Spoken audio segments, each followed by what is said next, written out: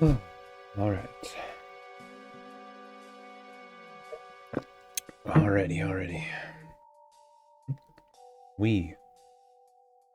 That's my game dev knowledge sheet. That does not need to be showing right now. But it is because I did not load my other stuff yet.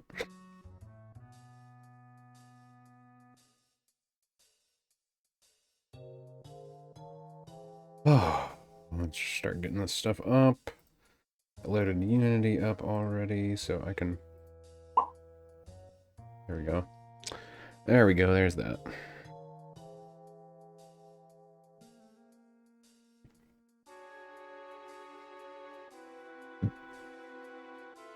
And let's...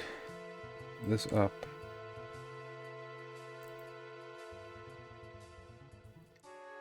It always logs you out every time on this, so I have to log back in again.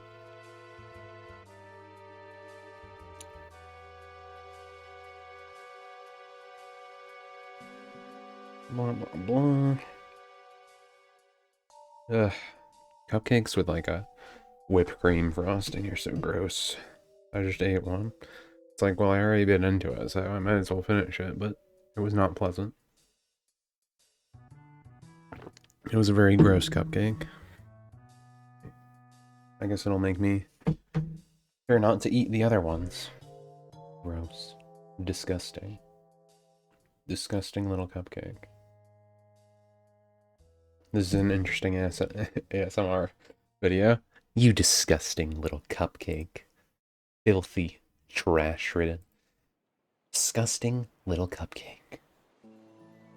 A poem by Christopher Bixler.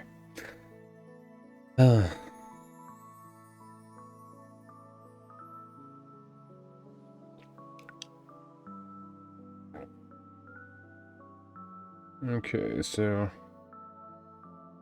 managing projects with multi-scene. Recommended for you. Itinerary operator. Introduction to tile map. Scriptable. That stuff will probably be important later in my life.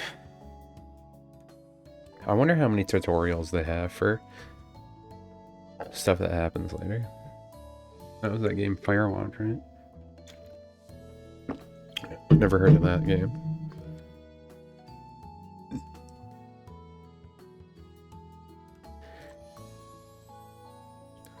That Lego thing is like the worst thing you could start to try and learn any of this. Not gonna lie. That's like the worst example you could ever try to start with, and I started with it. And it's really not good at all to start with. It's like the worst thing you could start with. I'll actually remember to load visual. Because I did not do that yet. Ugh.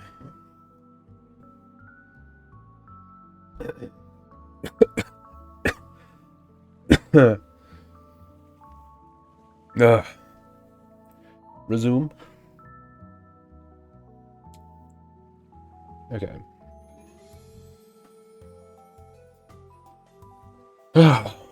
Let us resume our path.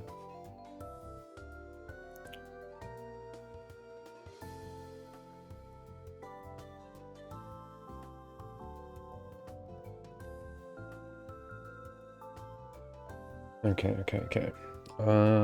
Visual script stuff. Visual Studio. That's what it was. I always want to say Visual Script, because, you know, VS. But it's Visual Studio. I feel like it would make more sense if it was Visual Script, unless it's used for other things besides C#. But I'm pretty sure it's just used for C#, so I don't know. Don't know about that.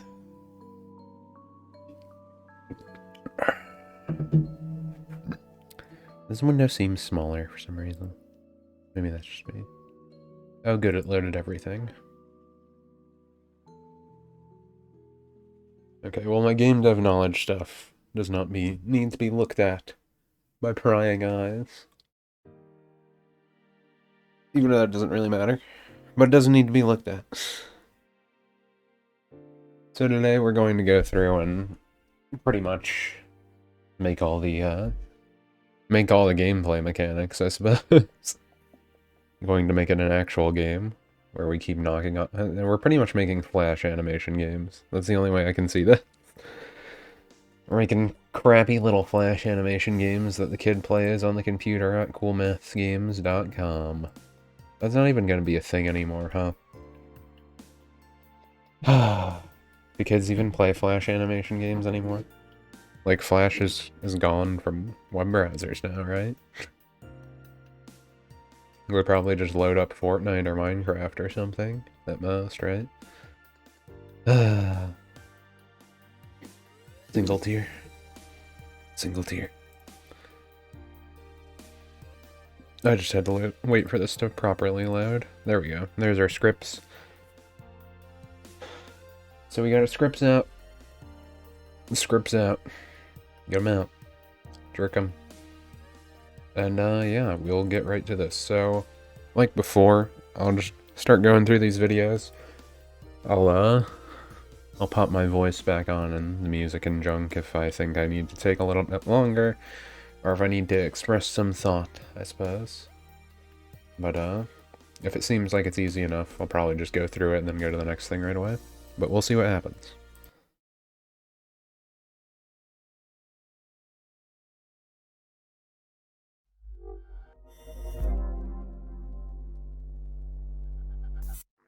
All of the pieces of our prototype are functioning perfectly. The player, the enemy, the power-up, all flawless. The problem is that we can only experience this functionality very briefly because as soon as you knock the first enemy off, that's it. The game's over, the player wins. If I know these enemy spheres like I think I do, they shouldn't go down without a fight. So by the end of this lesson, whenever all enemies are destroyed, a new wave of enemies will spawn with one more enemy than the wave before, gradually increasing the game's difficulty. In order to spawn all of these enemies, we'll have to call the instantiate method a whole bunch of times. What you could do is just write that line of code over and over again, but as you probably guessed, that's not the best way to do it. Instead, we'll use something called a for loop, which will loop through some code for as many times as we specify. The really great thing about for loops, as opposed to just writing the same line of code over and over again, is that you can use a variable to dynamically change the number of times the for loop will run. So in the first wave, we'll make the for loop run once to create one enemy. In the second wave, it'll run twice to spawn 2 enemies. In the third wave, we can have it run 3 times to spawn 3 enemies, and so on. So to make all that happen, I'll see you in Unity.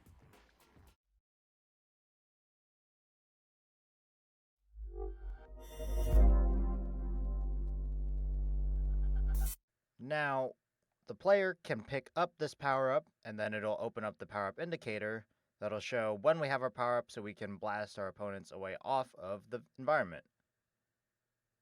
It's still a little bit too easy, so we're going to introduce a bit more challenge into the game by spawning multiple enemies all over the screen over time. In our Spawn Manager class, we have exactly everything that we need to be able to spawn multiple enemies over time, and in order to do that, we're going to use something called a for loop.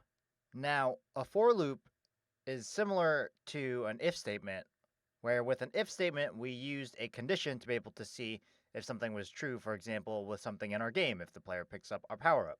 A for loop will enable us to control the iterations that something goes through. So if we want something to execute 5 times, we can do that. For example, if we want to have our instantiate method happen 5 times, we can use a for loop. So, in our start method, if we type in the keyword for, the way a for loop works is that we actually need 3 different parameters to be able to use this loop.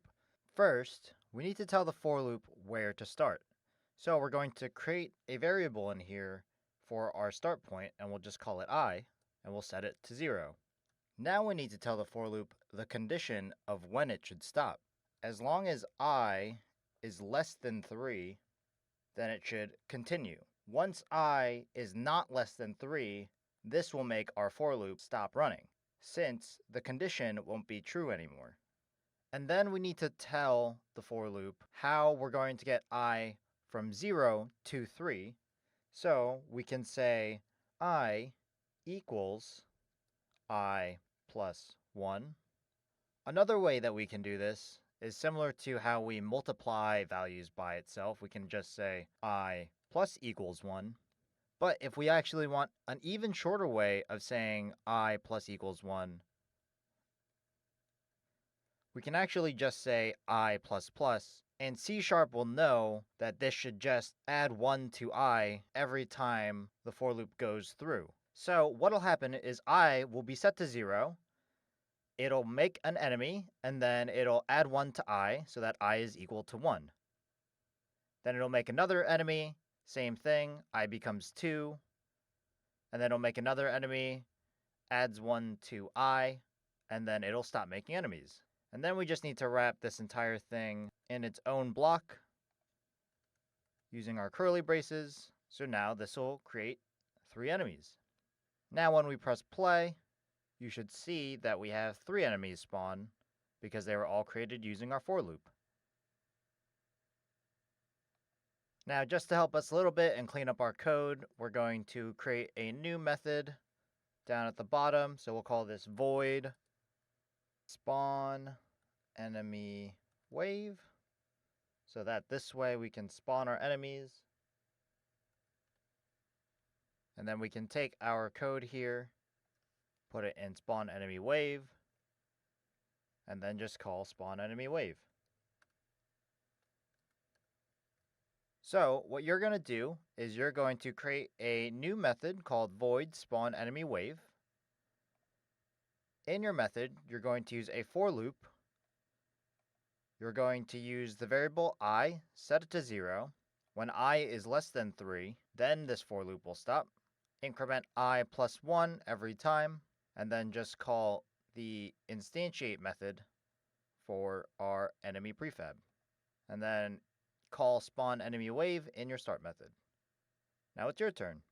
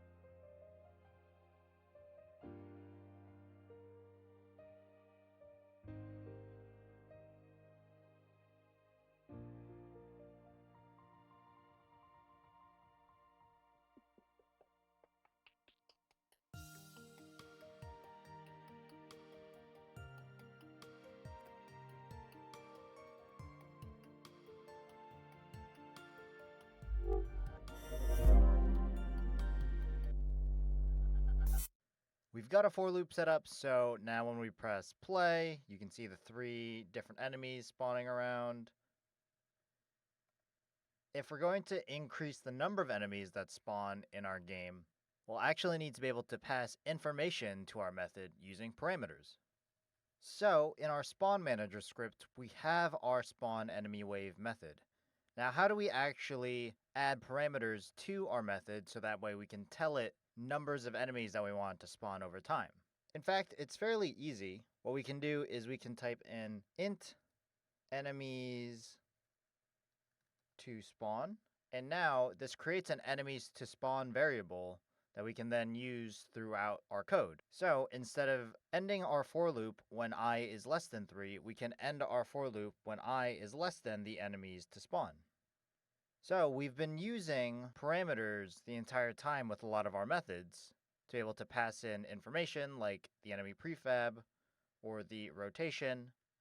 And in this case, we can use something as simple as an integer variable to pass in the number of enemies that we want to spawn every time we call this method. One thing you'll notice is our spawn enemy wave method at our start method is pretty angry with us right now because it actually needs a number to start with, so we can press 3. And now when we play our game, we should just see 3 enemies spawn once again. And so you can see that adding parameters to our methods can be a fairly easy process. And then if we wanted to, we could just use something as simple as a comma and state another random thing to be able to use a second variable, and we can add in as many parameters as we want, but it's best to keep the parameters to as minimum as possible, so then that way you're not using too many things if you don't need to. One other point to mention here, just to notice, you can see that here in our spawn enemy wave, we have a void method, and then in our generate spawn position, we have a vector3. And so you can see here the difference in when you would really use a void method versus a method that returns something. Where with our generate spawn position, we want it to give us information on a random position that we want to generate, versus our spawn enemy wave method is just doing something. In this case, it's doing the task of creating different numbers of enemies based on however many enemies that we want. In this case too, we need a parameter to tell spawn enemy wave how many enemies we want to spawn, but in our generate spawn position, we don't need any parameters because it's already doing all of the calculations inside of the method.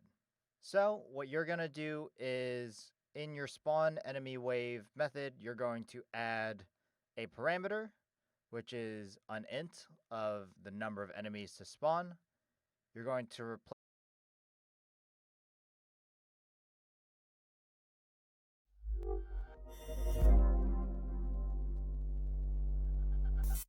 So we're using loops to control all of the spawning of our enemies.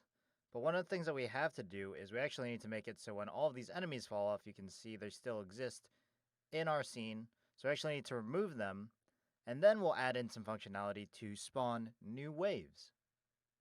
First, what we're going to do is in our enemy script, we're going to remove the enemies when they fall off the scene. So we'll do that in our update method so we can always check their position.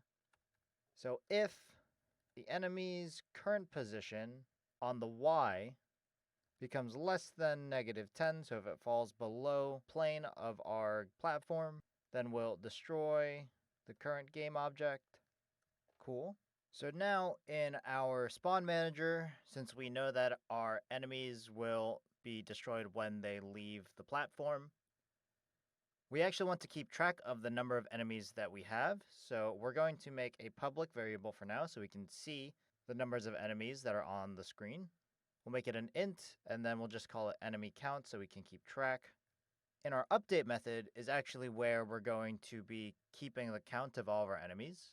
They will be deleted at different points in time. So we use enemy count, and we'll set this using a new method to find all of the enemies in the scene. So if we use find objects of type, so in this case, this method will be looking for all of the different objects in our scene, but now we can actually use our script to be able to find all of those objects.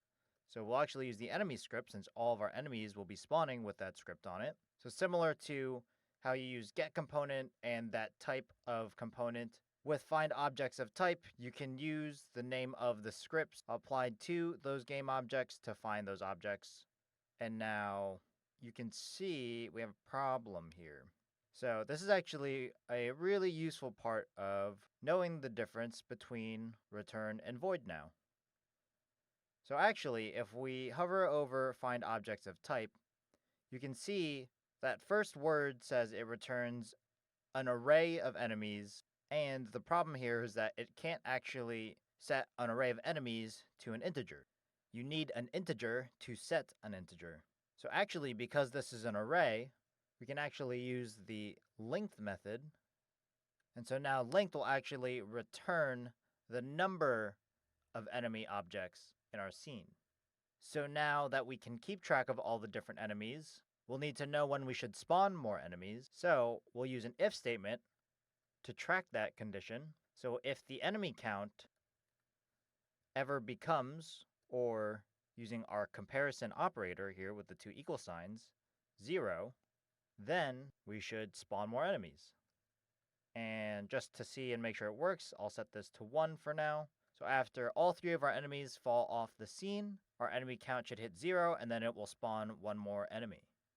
So now in Unity, if I select our spawn manager in our project hierarchy, you can see that the current enemy count is 0. When I play our game, you can see 3 enemies spawn, I pick up the power-up, 1 enemy falls off, 2 enemies, 3 enemies fall off, gets set to 0, and then it sets it back to 1 because it spawns a new enemy. So what you're going to do is in your enemy script, you're going to add some lines of code just to detect when an enemy falls off the scene to be destroyed in our update method. In our spawn manager script, you're going to create a new variable. We'll make it public for now so we can see it change. We'll make it an integer called enemy count. In our update method, we're going to set enemy count by finding objects of type. And the type we're going to use is actually the enemy script. And then we need to get the length of what that returns because it actually gives us an array and we just need a number. Then we're going to create a new if statement using the enemy count. And when enemy count becomes 0, then we'll spawn a new enemy wave with 1 enemy. So now it's your turn.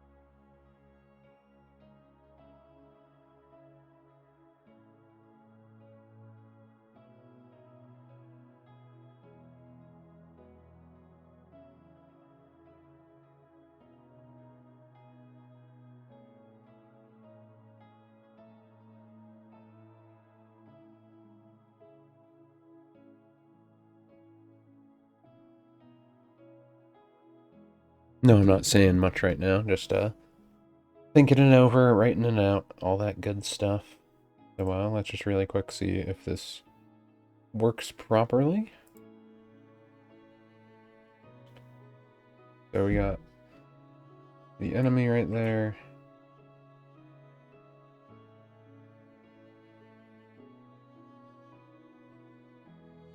You can see the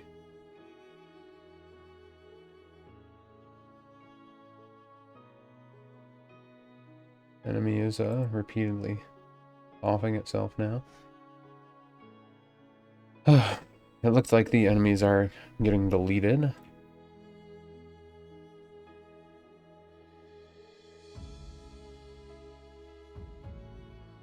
Oh no, I forgot the controls.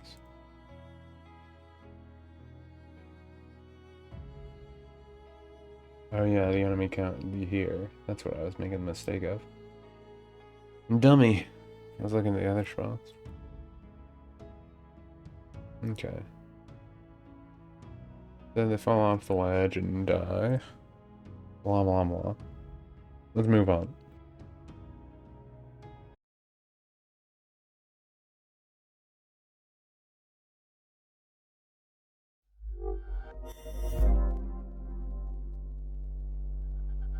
Now, we can control the enemies spawning whenever they all leave the scene. So what we're going to do is actually increase the number of enemies every time we defeat a wave. So we'll have 1 spawn, and then we can have 2 spawn, and 3, and so on.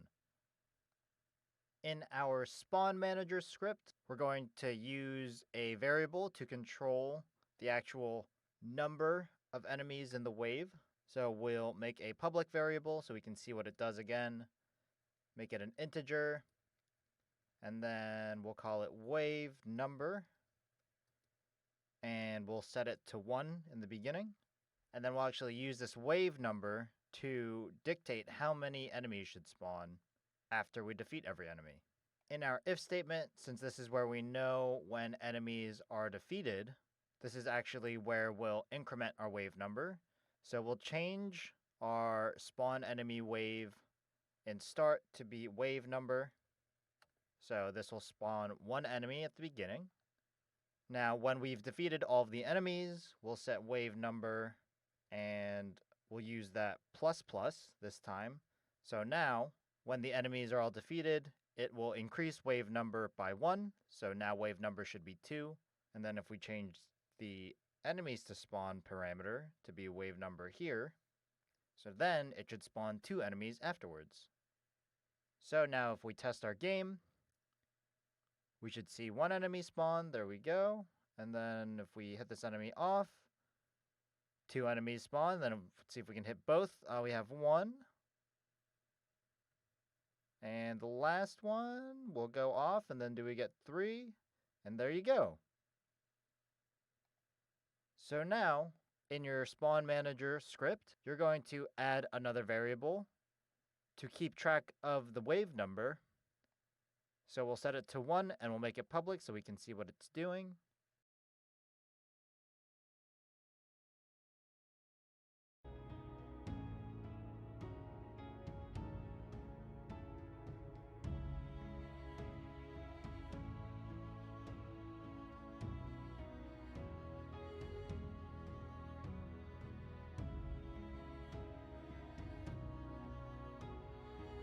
Figure out. Try the work a little bit, right? You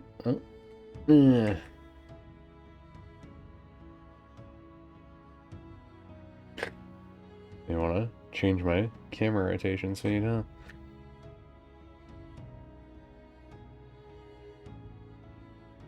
Bring it, bring it down. No, no. Ah. These fellows are hard. So we would do the same sort of thing, but with the power up then, right? Could we just use the spawn manager script then?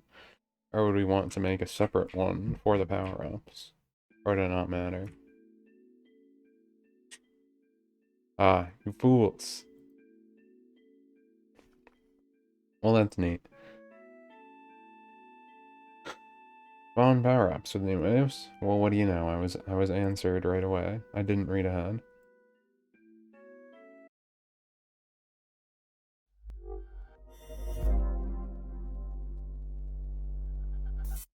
Our game is almost complete now, so when we pick up the power-up, we can hit the enemy off the scene, and then it'll generate new enemies. But the problem is, we only have one power-up, and so when our power-up goes away, we have no way of actually defeating these enemies unless we outsmart them by getting them to fall off of the platform. So we're going to create a new power-up every time we start a new wave. In our spawn manager script, we're actually going to declare a new public game object for our power-up. And now we need to make sure that this reference is assigned in our editor. So now in Unity, if we select our spawn manager, you can see that we have an empty game object for a power-up prefab. So make sure you go down to your project window, under assets, in your prefabs folder, drag the power-up into that slot instead of using the one in the scene. And then back in our spawn manager script, in our line of code where we keep track of when all of the enemies are gone and create new enemies, we'll instantiate a new power-up prefab. Fortunately, we created a method to generate random spawn positions, so we can just use that again. And then we'll just make sure to set the rotation of our power-up prefab. One thing that you could do just to clean this up a bit more is you could just make a spawn power-up method if you wanted to, and then every time you wanted to create a new power-up, you could just call that method instead. But for now, this one line of code is fine. And then just to test and see that our power-up spawning works properly, we'll delete our power-up from the scene, play our game, and now we spawn the enemy, and we didn't spawn a power-up, so that's a problem. I actually have, well, that's pretty lucky, but that wasn't exactly what we wanted to do. Let's see what we did wrong in our spawn manager. So when we start the game, we create a new enemy wave, but we don't actually create a new power-up, so we'll take this line of code and we'll copy it so that in our start method, we also create a new random position for our power-up prefab. So now in our game, if we try and get to our power-up, let's see, can we make it? Enemy fell off anyways, got the power-up, another power-up spawns, and there you go. And then both enemies fall, and then 3 enemies, and 2 power-ups. So, what you're going to do is, in your spawn manager script, you're going to create a new public game object for your power-up prefab. In your start method, you're going to instantiate a new power-up prefab, and you're going to use the generate spawn position method once again, so we get a random position for our power-up. And then also in our update method, when we create a new enemy wave, we'll create another power-up so that we can use it in case we need it. So, now it's your turn.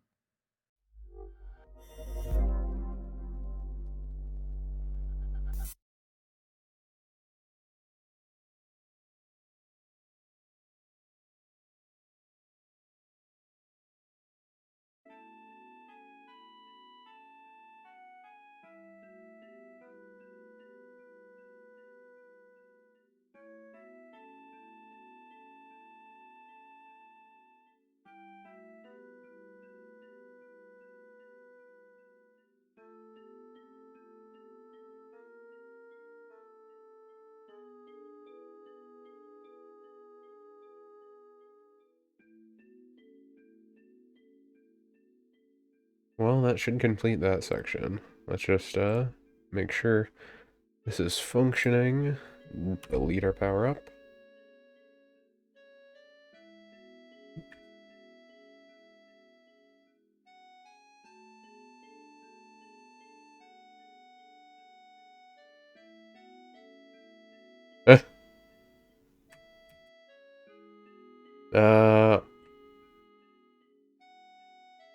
Well, that's awkward.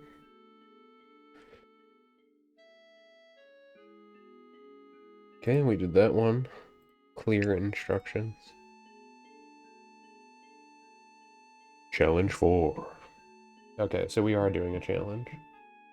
Wasn't sure.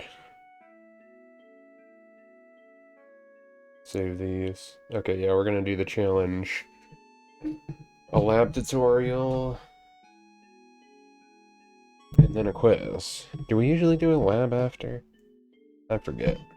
It's been a while. Has it been that long?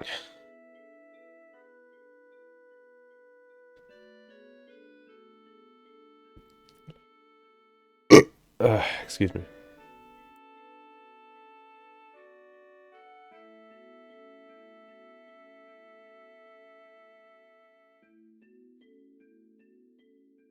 Let's see.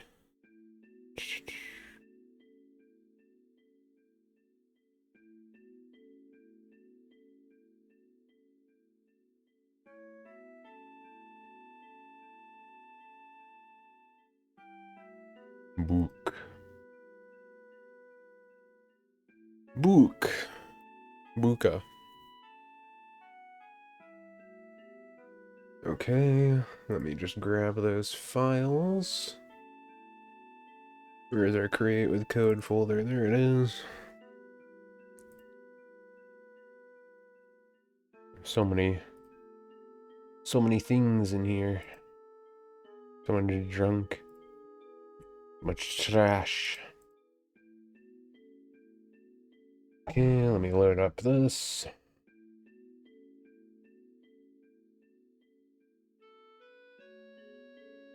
Pull that up. Pump it out.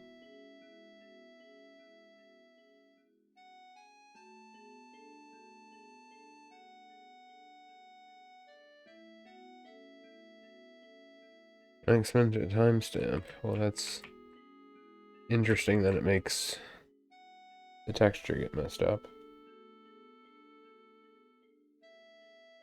That was weird. Maybe because they have similar textures. Just to make sure it didn't mess up anything. We're applying the same force. You can't win. I can't win. I fell off.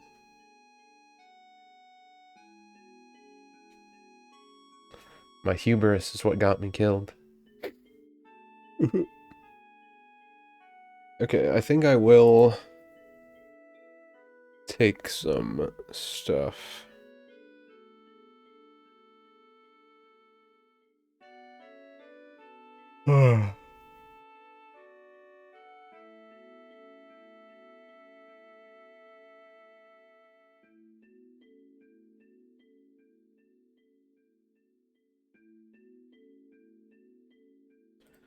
I'm thinking about what code I want to throw into my scripts folder.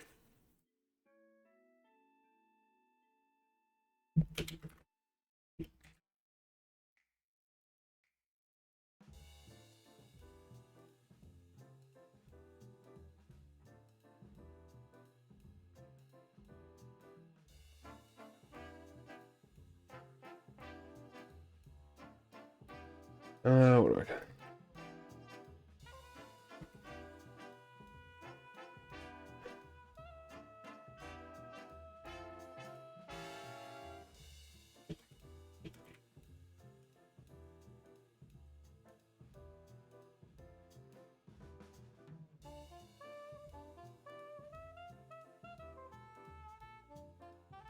What other scripts would be good to save? The spawn manager would definitely be good to save.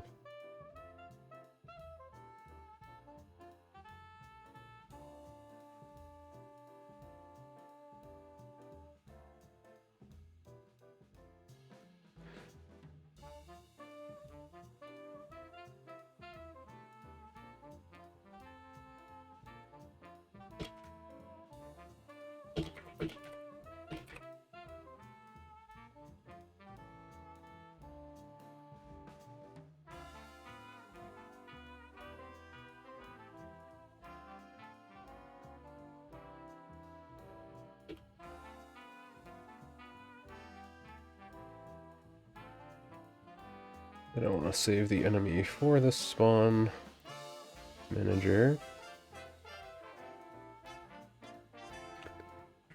I figure keeping lines of code that I know what they do automatically, probably good to have.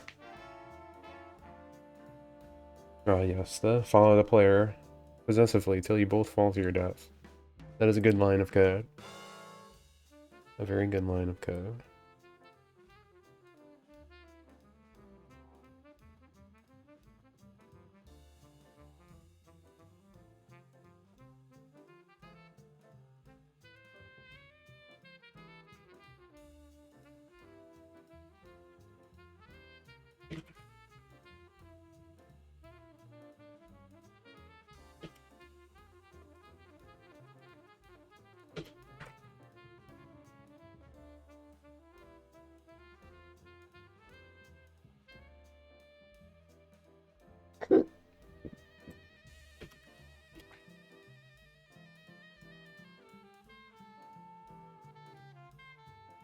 Or ball and rolling with power up.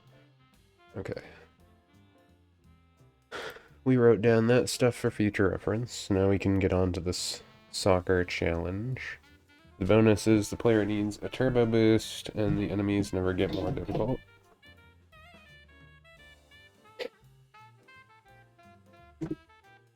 Are they saying the enemies don't get more difficult and we need to change that?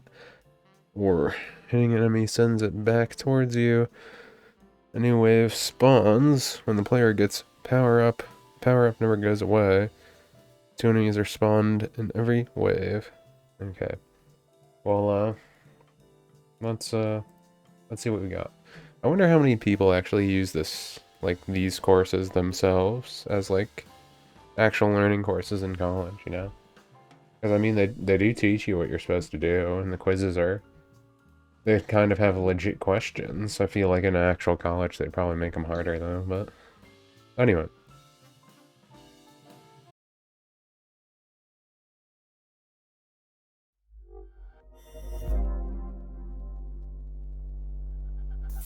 Welcome to Challenge 4. So let's review what we did for our last project. So we made it so that we have that enemy ball that spawns, we can grab this power up, and we can bounce our enemies away. And then the power up should probably go away soon. There you go. And we've spawned a new wave of enemies, so that's good. Let's see. Oh, they rolled off anyways, so that's perfect. And more enemies spawn. Can we get another power up? Oh, no, I don't think we will be. Oh, there we go. Cool. So, let's see what we're working with. So, let's look at our completed challenge project. Looks like we have something kind of similar. Maybe it's kind of like some kind of soccer or football match here. We have a ball. Let's see what happens when I press play. Okay, so I spawn. Okay.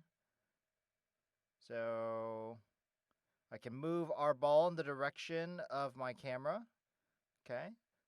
Camera's in a bit different orientation. No, don't go to the goal. Oh, no. Okay, I did not want that to happen. Let's see. Am I supposed to hit the balls around? Nope, I missed those. Hope we got more balls spawning. So I think we have to defend our net against these rampaging soccer balls.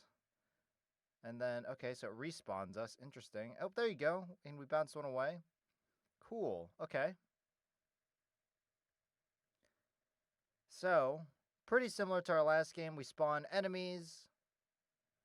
We hit enemies, and they get sent flying away. Don't get in, no!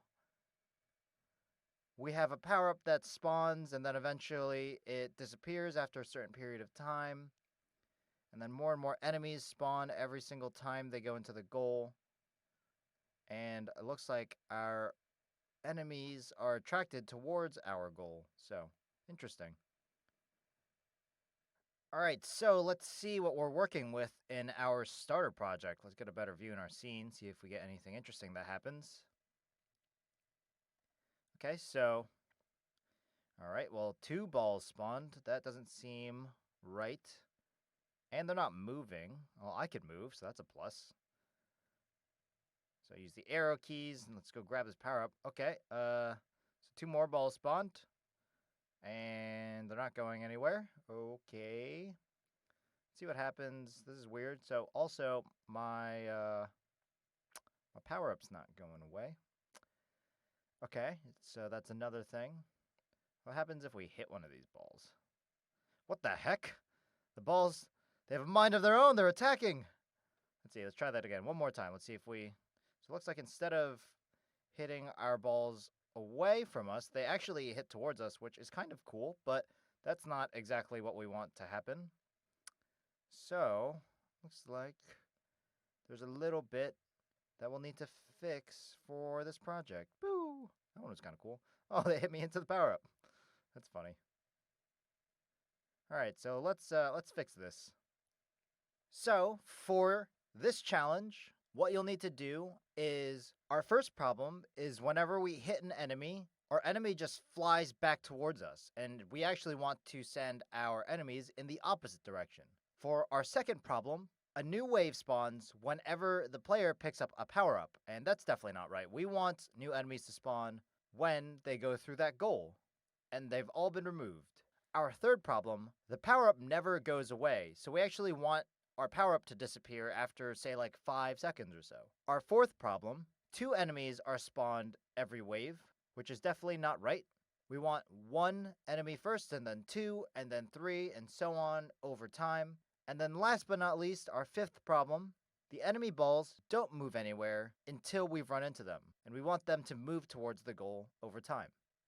For our bonus challenges in this project, first up, our player moves pretty slowly, so we'll need to give the player a way to boost. In this case, when they press spacebar, and we can make a cool little effect happen when we press the spacebar. And then, on top of that, the enemies don't get more difficult, so we should try to increase the speed of our enemies as we spawn every new wave as well, so on top of having more enemies, they also move faster. Now, let's see if we can see our second problem here. So if I get out of the way of this ball, let's watch it as it rolls slowly but surely towards our goal. We'll make those cool boosty effects again. Woo! There we go. Okay. So they're moving a little bit faster. Let's see how fast they can go. Can they go as fast as I can when I'm boosting? Boosting is probably even more fun than playing the game itself. Oh, there you go. So they increase in speed and momentum. Let's see how fast these ones will go now. Oh, those ones are moving really fast. Okay. I don't think I'll be able to beat this game pretty soon. It seems a little too difficult. Let's see, can we stop any of them? Oh, we got one. Okay, so they do get faster over time. Now, remember, if you do get stuck, feel free to refer to the hints next to each of the different problems in case you need any kind of help, or if you need to remember something. Don't forget too, you can reference your old projects to see what you did before, and if you forget what you're trying to do, in the instructions folder, under your challenge folder, there's a handy little video that can help remind you of what you're trying to create.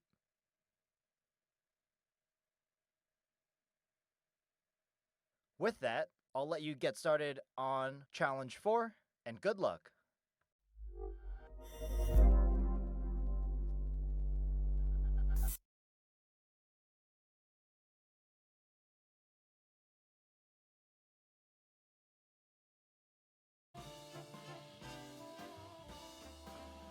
Okay, well this part, they usually don't add anything else video-wise, it's just reading through all of these and figuring out what to do.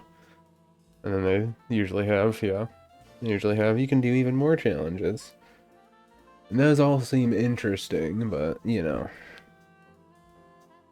They do add special bonus features to your main prototype, which range from easy to expert. I always like to look at these before I start the challenge. Just out of curiosity. Homing rockets harm your enemy as boss battle.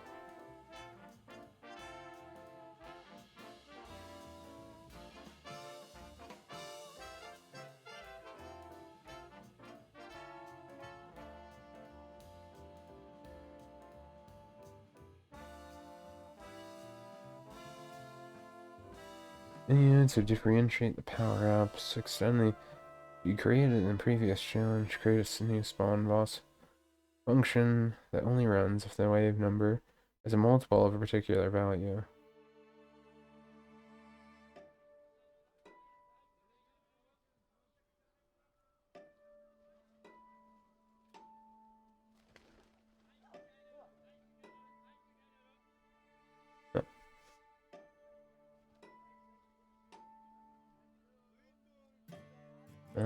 This one has the save for later, right?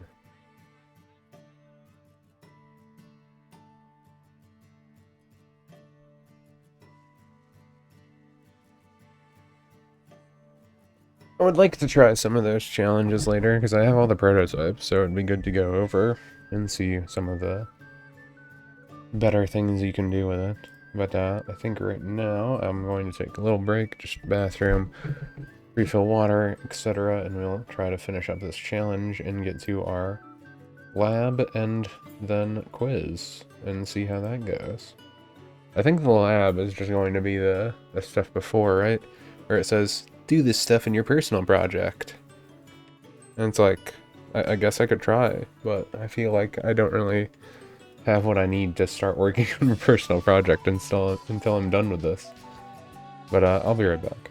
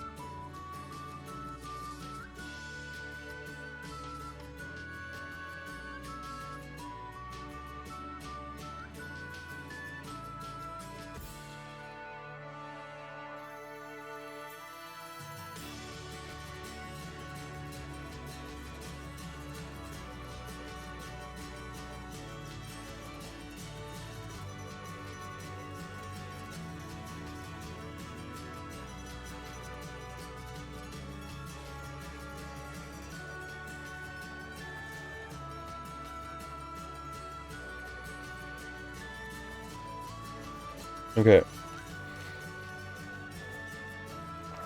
So I like how the challenge already has the problem of not functioning when I start the game.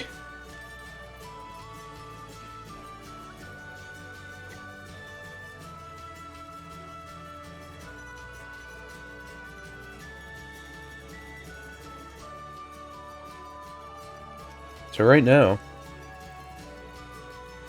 our problem is the game does not start in general. Object reference not set to an instance of an object. And that's happening in enemy scripts. Object reference not set to an instance of an object.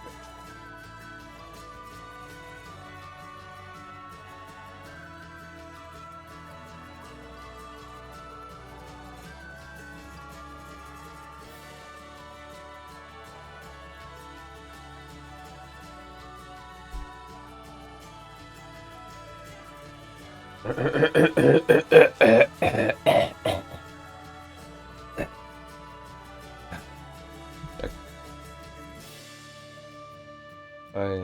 got out my crackers again.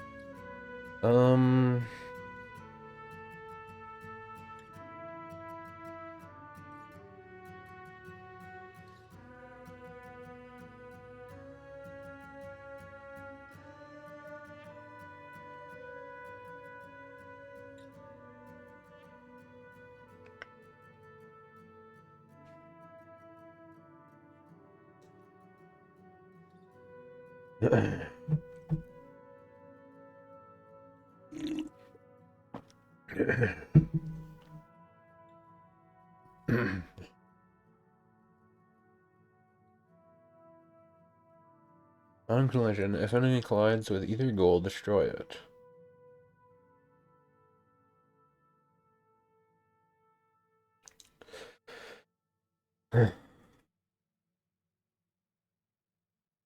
So it hits the enemy goal, or if it hits the player goal.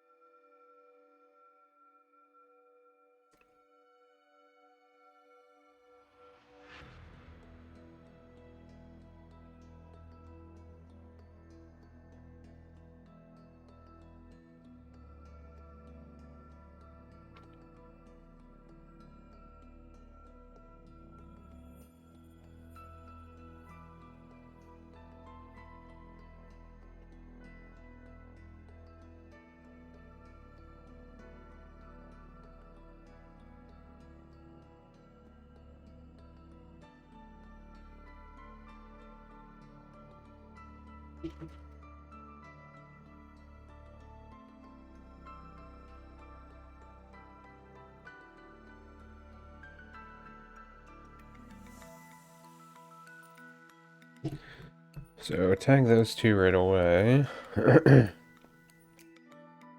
Doesn't really need it because it has that name.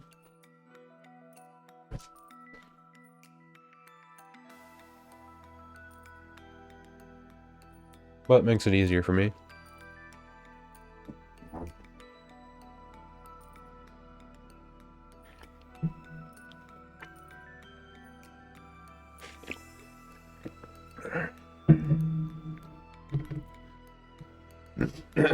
Set enemy direction towards player goal and move there. So what is the problem here?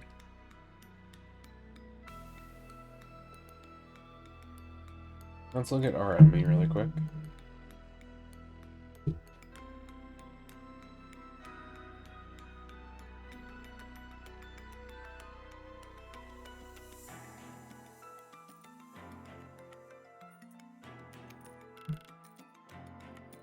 Set enemy direction towards player goal and move there.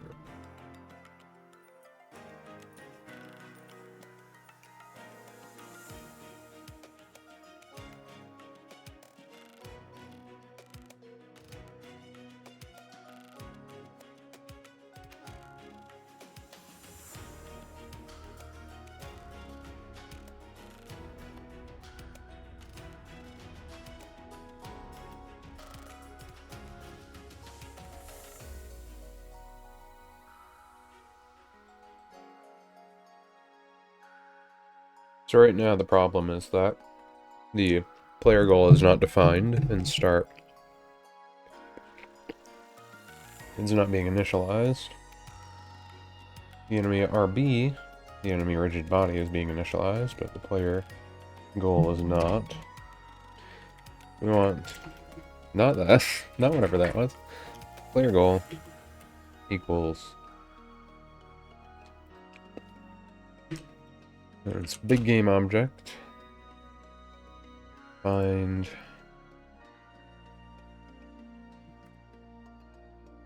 And then it's just the name of the actual object. Yeah. Name of the actual object in scene.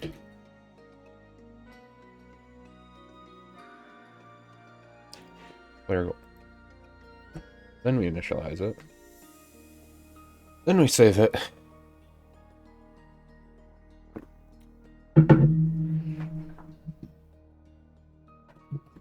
force, time, speed, vision. Okay, I think it should at least function in general. We should be able to hit play and actually play, I think.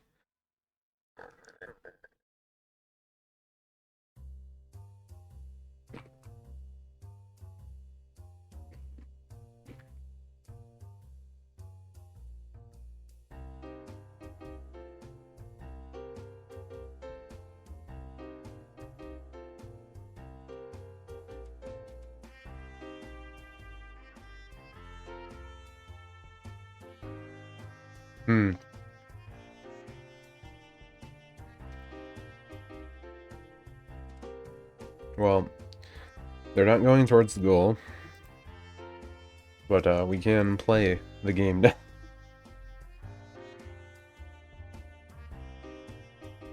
Okay, so hitting an enemy sends you backwards. What we would like to fix first. When you hit an enemy, it should send it away from the player. So...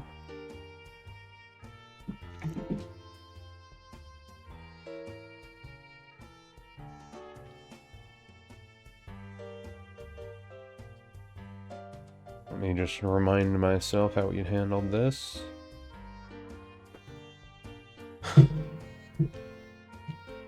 We have on trigger enter, and then on collision enter.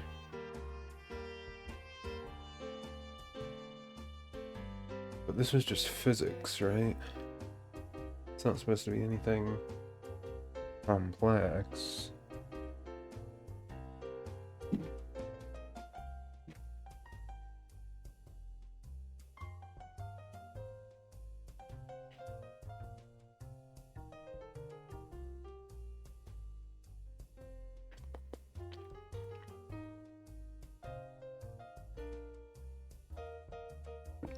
On collision enter was if we have a power-up, it would increase the force based on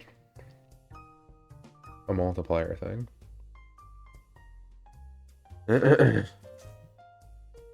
But that doesn't change how we're hitting them in the first place right now.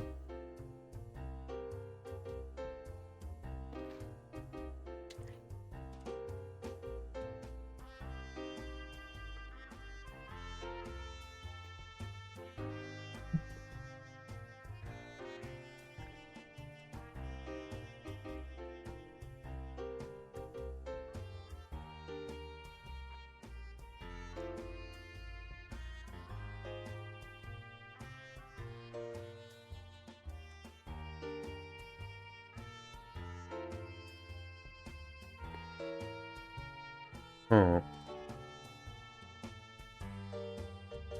I didn't even times the enemy. Add force and the other one by times delta.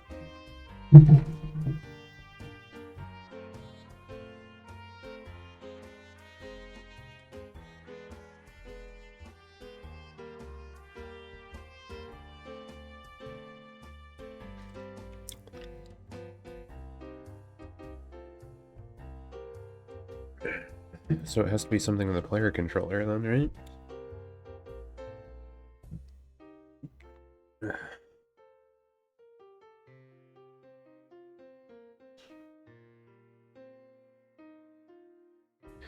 Because either way, it shouldn't be shooting us away, unless it thinks that it has a power-up. Or something.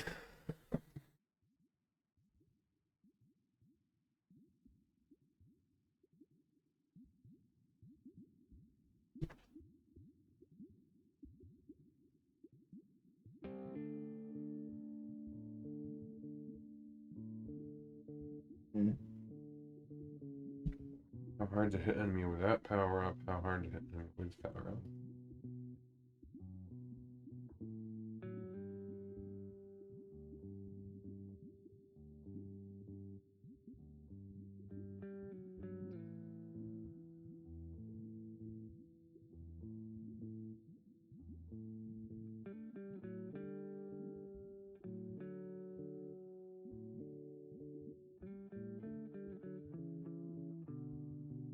Don't you not need to have the normal strength thing?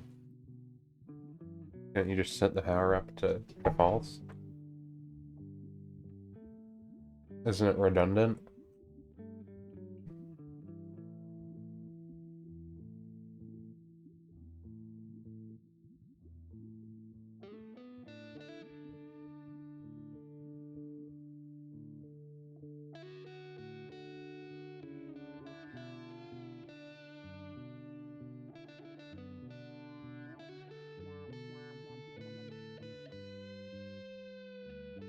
Oh.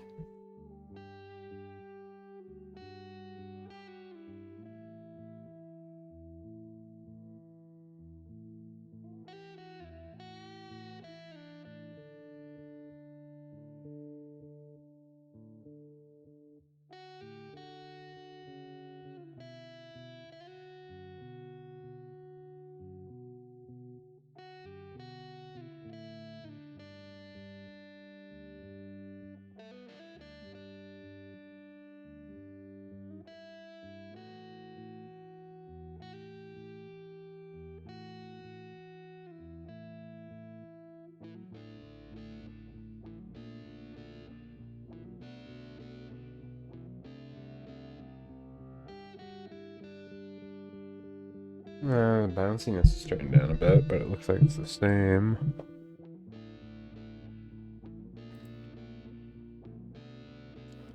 So I don't think I need to change the bounciness.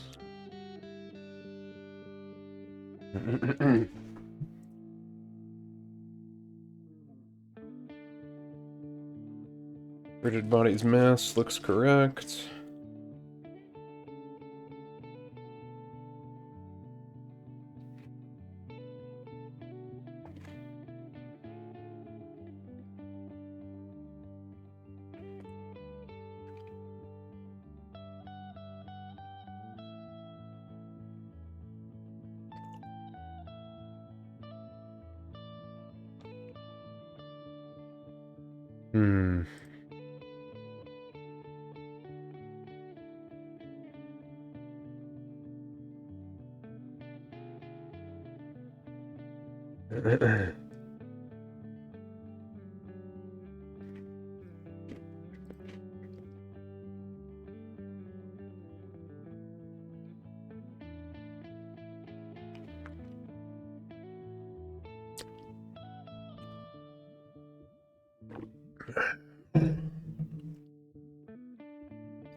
So let's go over what we have here. I feel like there's a problem with the power-up stuff. So let's look at that first. I mean, obviously there's something wrong if it resets your position when you hit it. So they have on void trigger enter. On void trigger enter. You have power-up game indicator is set active true.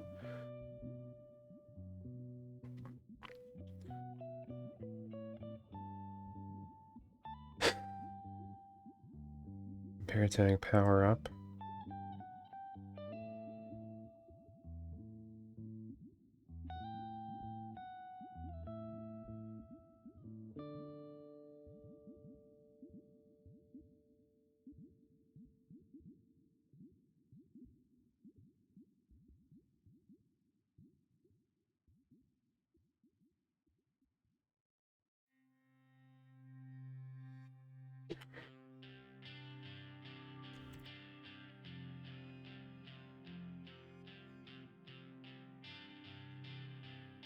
Okay.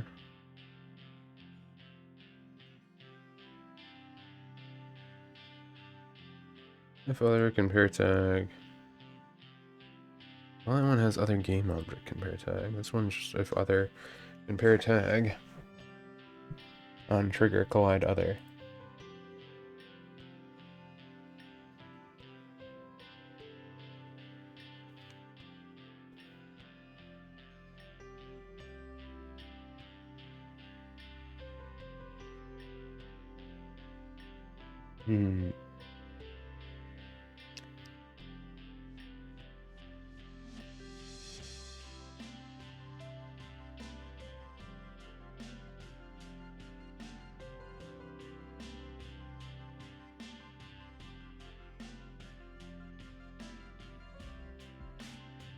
That makes the power-up have a timer. And this trigger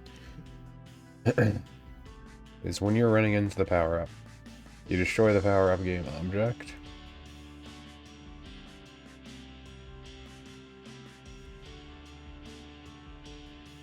On trigger. So, when you're colliding with the trigger that has power-up tagged on it, it destroys that game object.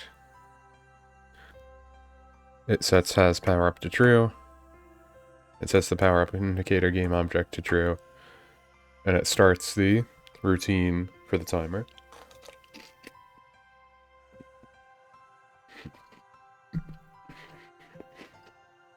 In our challenge, though,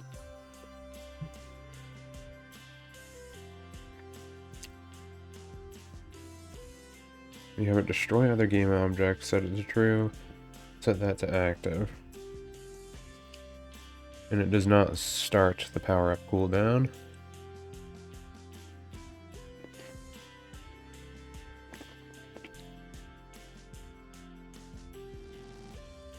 So I don't know where the game object thing is here,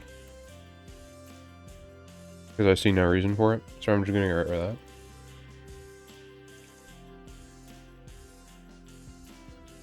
I'm pretty sure how the script runs, it goes in order of what you have written, too. So I feel like you need to have this in proper order.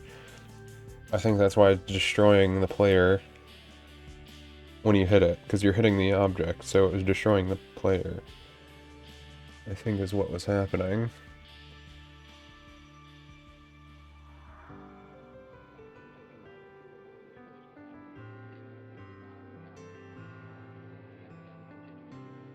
So let's just put it... Well, don't need that there. Let's put it bottom right now. Make another one, so right now it sets it's true.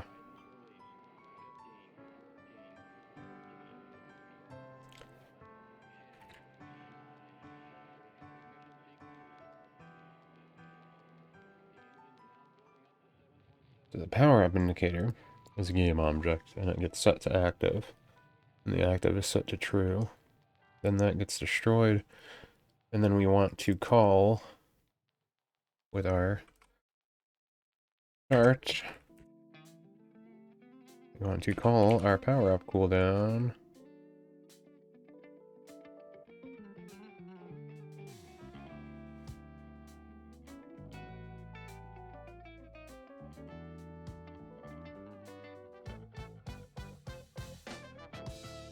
Oh yeah.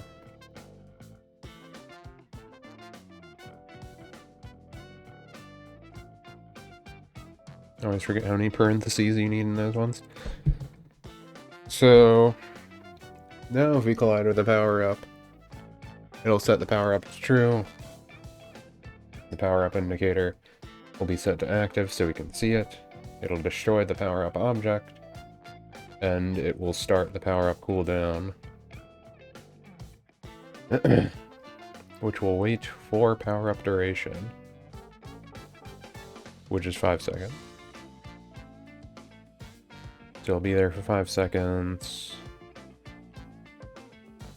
I'll set the power-up to false once it's done after 5 seconds, and then it will set the indicator to false.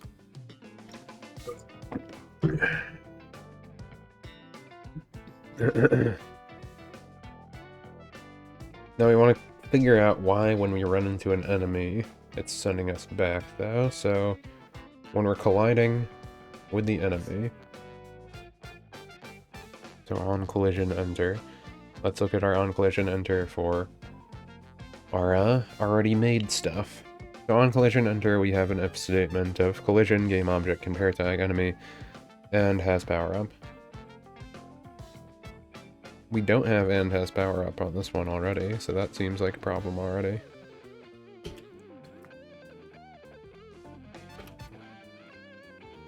Let's put that there. And has power up.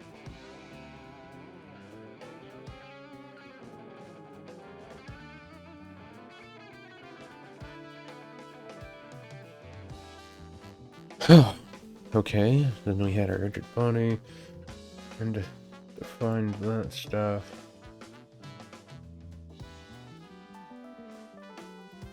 Getting the components, rigid body, those are all correct. Then we made the vector 3 from or away from player. This is still an away from player thing. Transform position minus other game object. Transform position. In this one we had the away from player equals just transform position.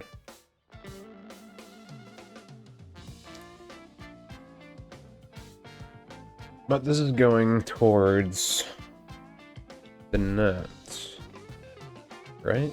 No, this is something else. I want it the same.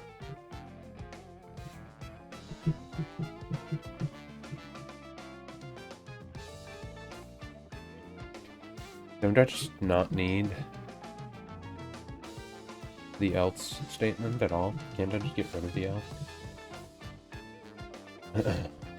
And just let the normal physics do it?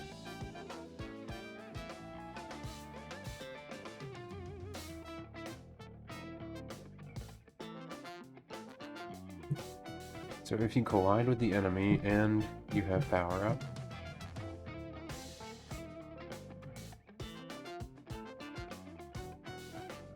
and when you're colliding with the enemy, we're adding a force that is equal to the away from player times power up strength, and then it applies that force.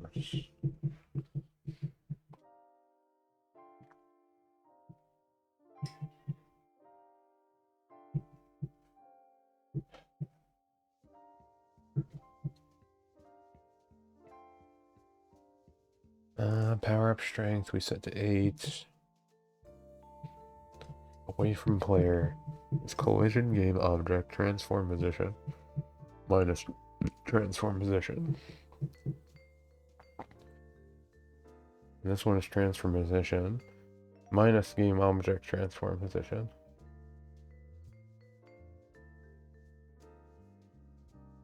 In general, this is having an issue because it's not in parentheses already, right? It's not doing the order of operations properly. I don't know if just adding in parentheses would help that equation.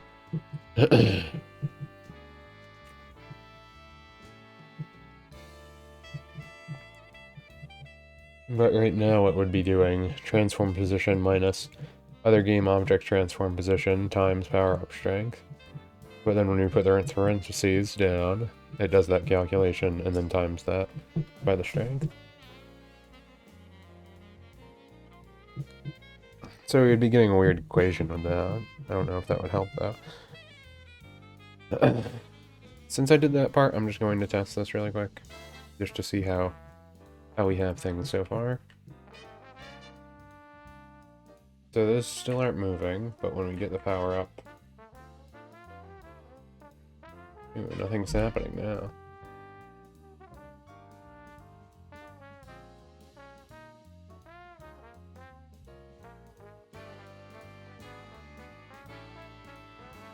Yeah, it's not saying we're hitting the power up at all.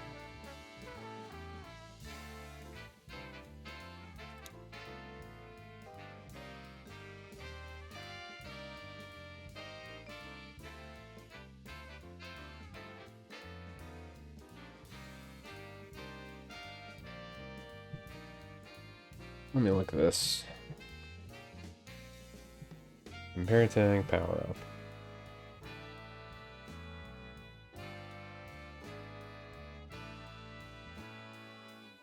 Oh, I know what I did wrong.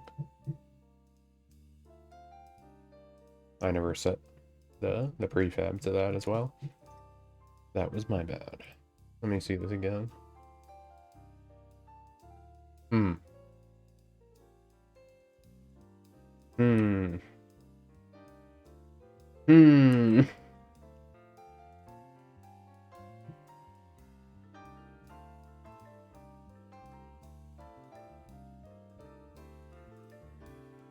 I might have done something wrong.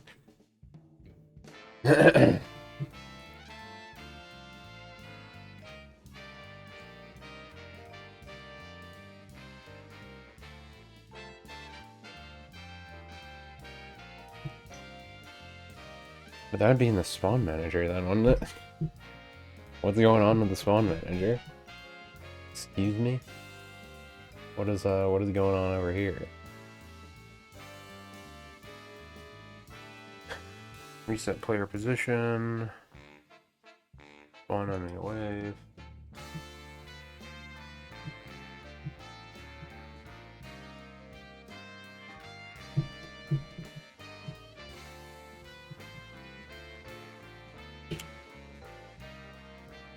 Change that to that. Time game objective tag.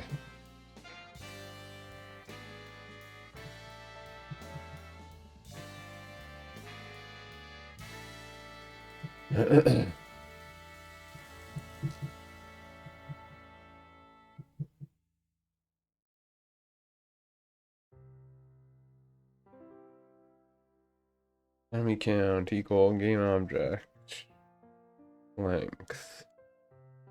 If enemy count is equal to 0, spawn enemy wave count. Enemies to spawn if no power-ups remain. Spawn a power-up. Oh. So, it didn't know that Noah... Okay, I understand why it was doing that. It thought there was no power-ups on the field, so it just continuously spawned enemies and power-ups. I believe is what was happening. I don't know if this will still spawn infinite enemies, but it shouldn't spawn infinite power-ups now. Okay. Well, there we go. That worked correctly now. It's funny how much, like, one little line of code can mess stuff up. Okay, so right now when I hit the enemy, it's making me go to the start point.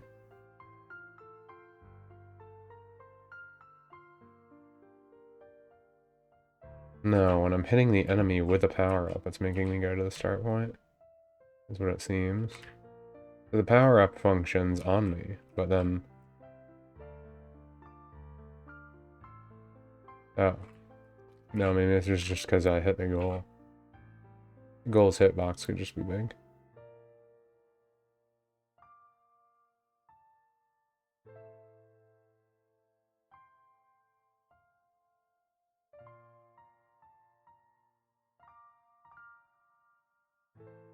Oh, no, it resets my position when the power-up runs out.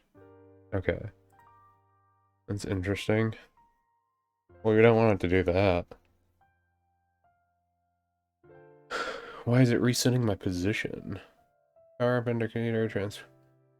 Set up power indicator position to beneath player.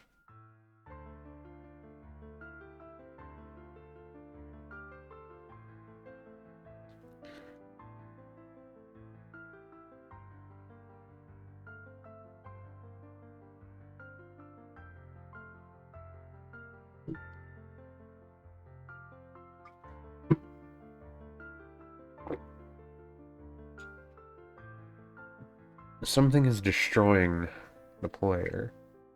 What is destroying the player game object?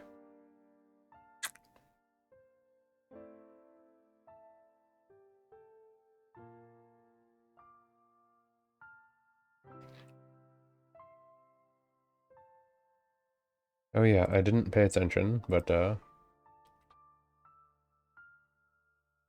I was pushing the enemy, yeah. I'm just hitting them normally. Okay, well, let's take this in little strides then. We're not hitting an enemy, sending it backwards then. A new wave spawns when the player gets a power-up. New wave should spawn when all enemies have been removed. The power-up never goes away. Okay, well...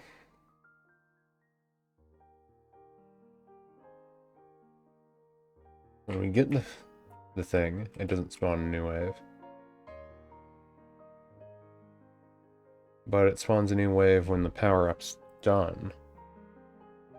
Is the interesting part there.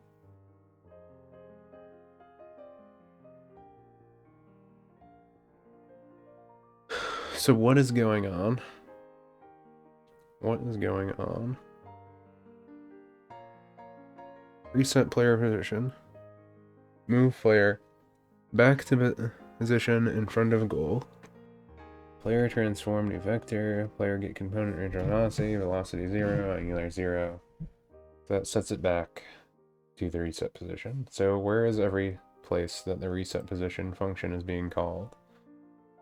Being called in one spot. Wave count. Put player back at start. And that is under the spawn enemy wave.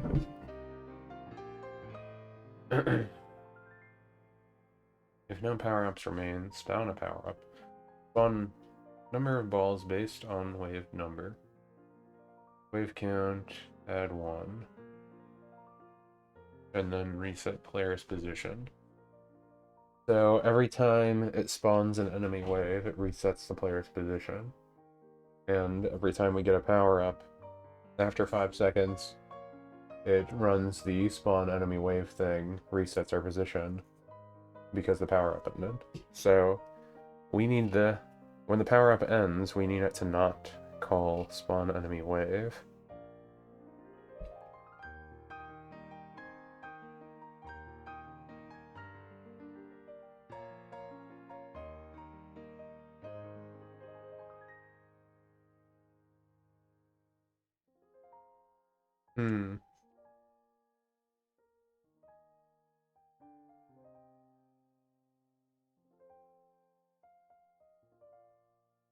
Random spawn positions, 4 power-ups, and enemy balls.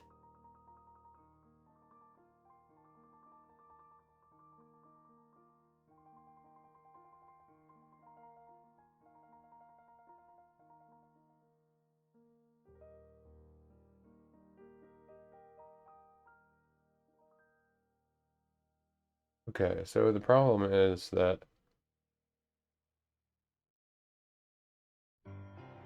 the enemy count that it's getting, they're using a power-up for some reason. For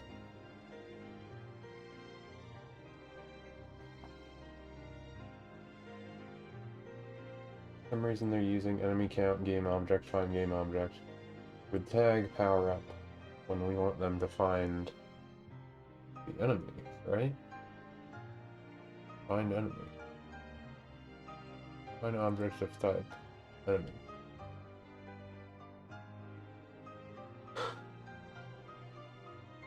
This is tagged with enemy. So yeah, we want to change this to enemy.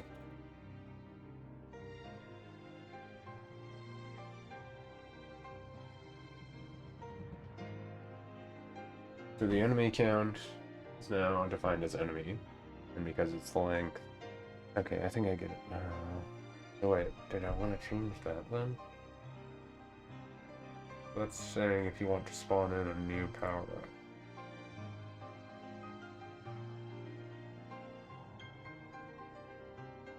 We had something else to spawn in a new power-up.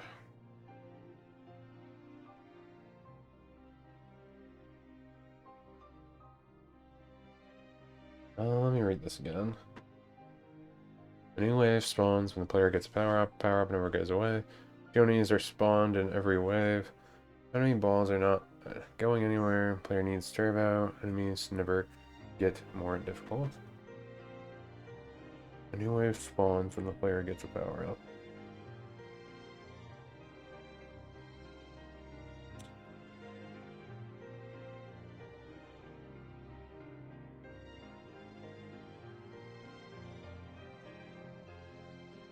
Do I want to get rid of this whole entire section where it's spawning when the enemy spawned?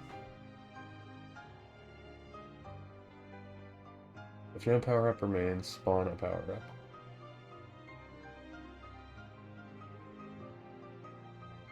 Because I just want that in the update function, don't I?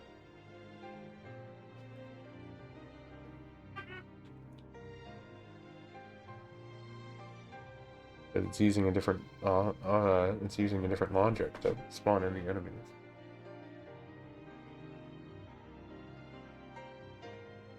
Where we're just using the instantiate. Start the generate, spawn rotation.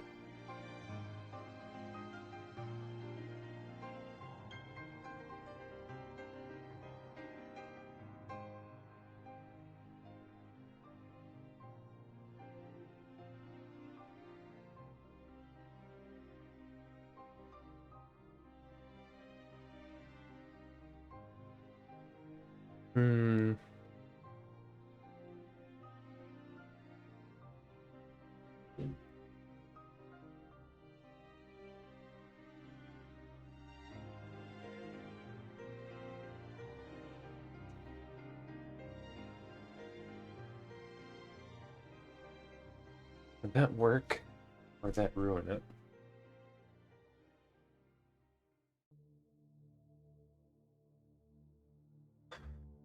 So if the enemy count is equal to 0, you spawn in the next enemy wave, and you spawn in a new power-up. That's what it's saying there.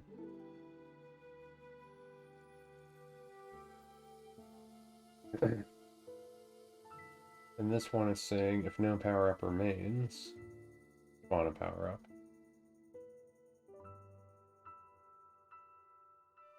Let's just check really quick again, because I hadn't checked in a little bit. What happens right now when we're hitting stuff?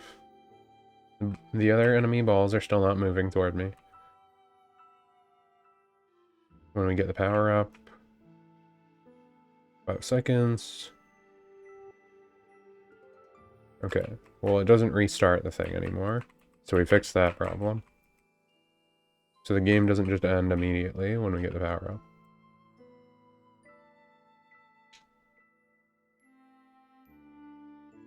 That doesn't happen.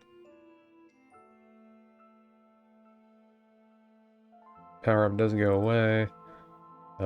We didn't fix the spawning thing. Well, actually, I didn't try. I did not try.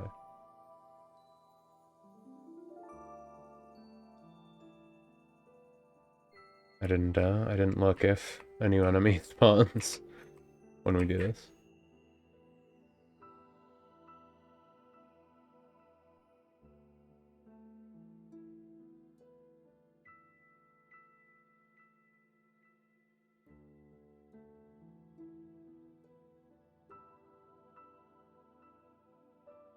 Well, enemies did spawn, but it didn't increase the amount that spawns. Let me just check. Yeah, it's not increasing the amount that spawn. And that's what it is supposed to do. So if enemy count equals 0, spawn wave count. Wave count equals 1. Wait. What?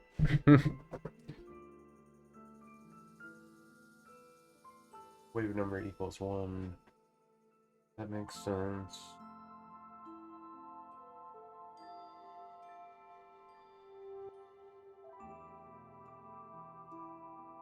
What is up here?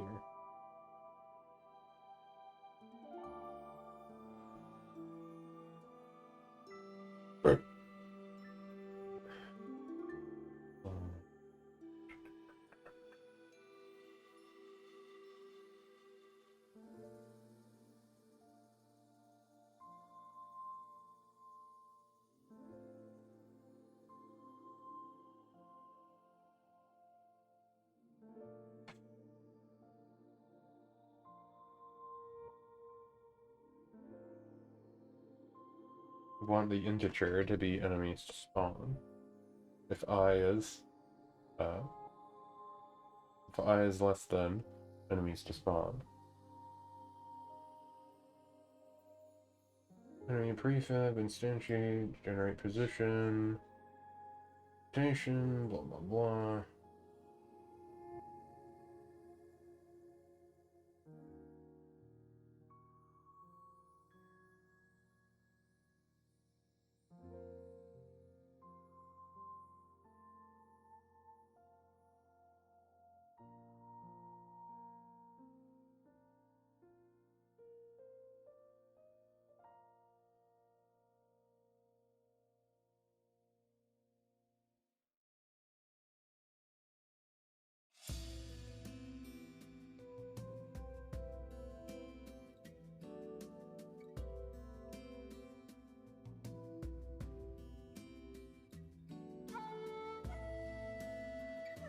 Okay.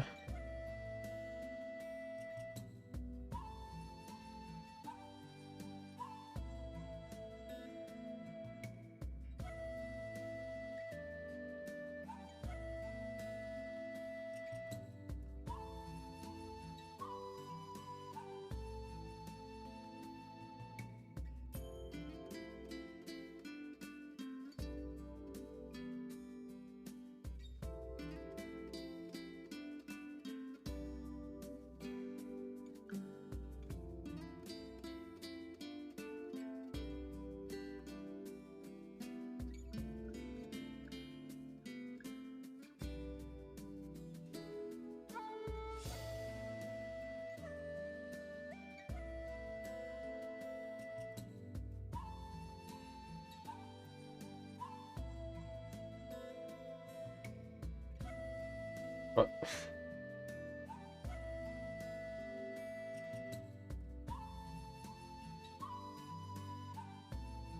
I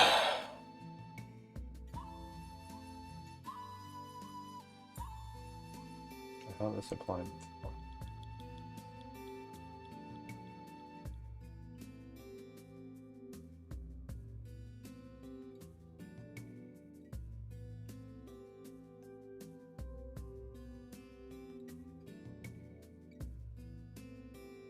Why all?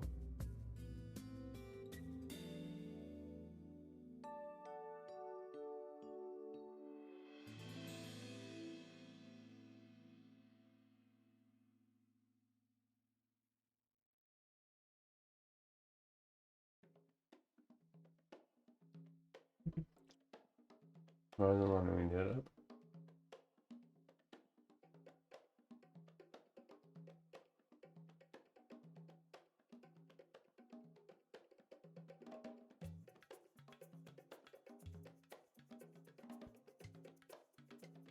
Yeah, I can just do this.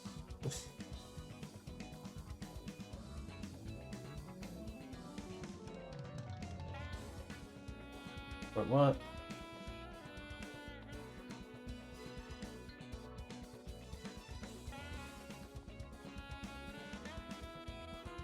Why isn't it getting it right now? Doesn't make sense.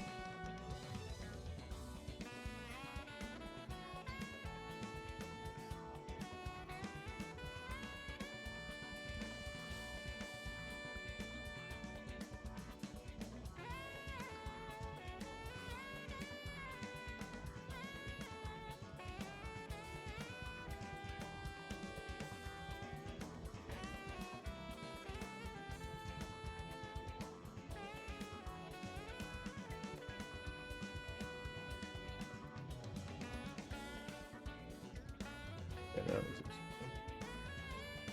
Yeah.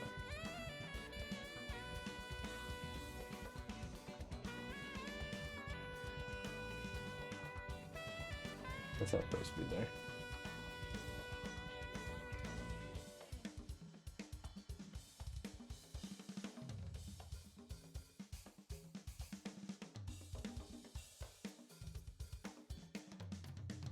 Oh.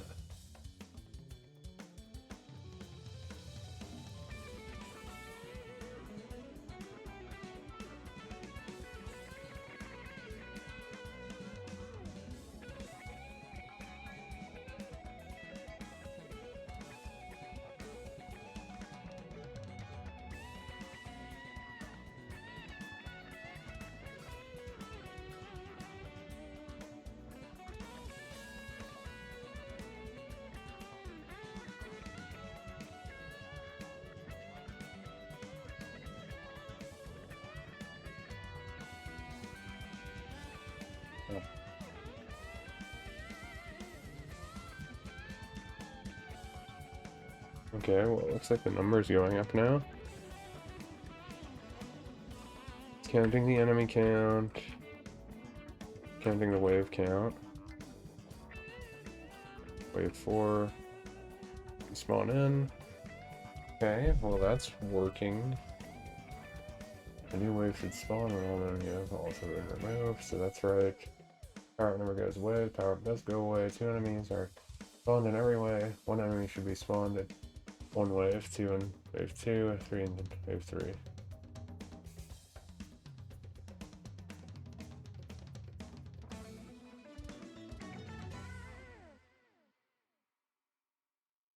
What if I change the wave count? It means you go to 0, right?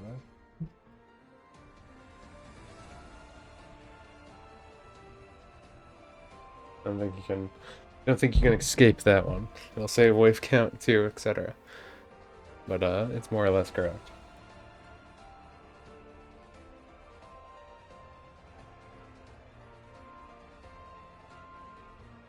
Yeah, because you can't have wave count equal 0, right? That would ruin the whole thing.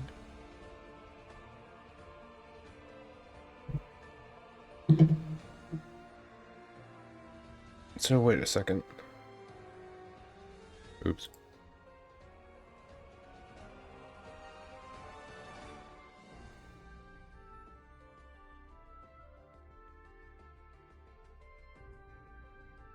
Okay, so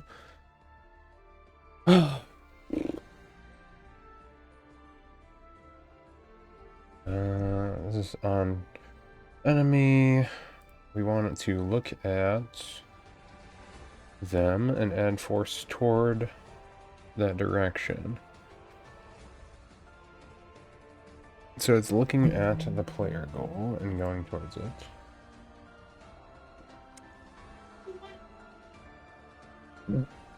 Okay, well then... I don't know why it needs to be that way, but okay.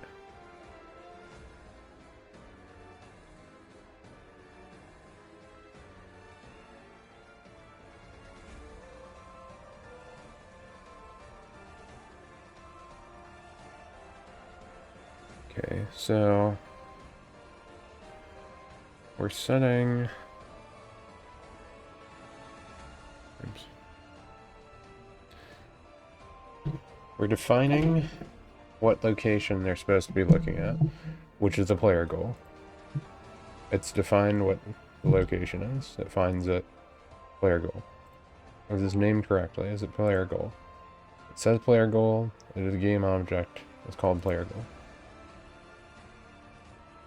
Hopefully it is not because it's in a hierarchy, but I don't think that would matter. So we have something called player goal. It's being defined as player goal. It is in the start function. Then we want it to follow that thing.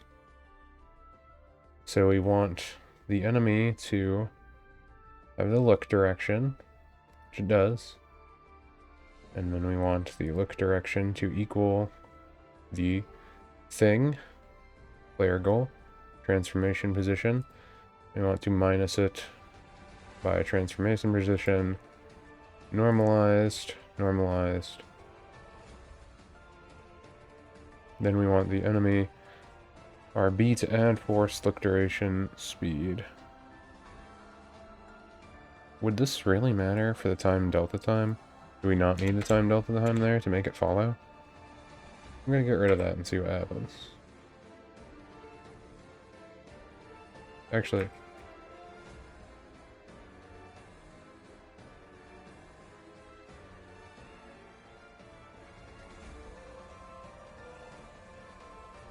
was it just because we didn't define a speed? Because we have a speed defined in our other enemy one, right? Yeah, I did the 0.3 thing. So...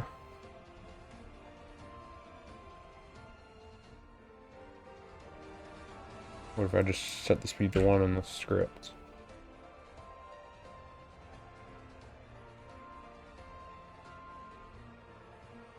Okay, what if I set the speed to 10? What if I set the speed to 25? What if I set the speed to 50?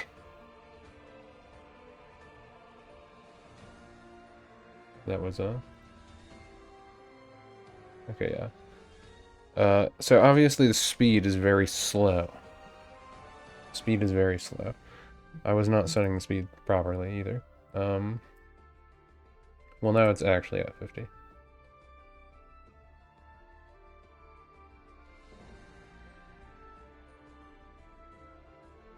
Okay, that makes more sense.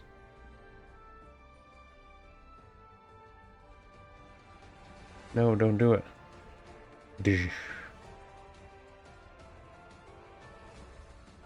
Stop it. Go away.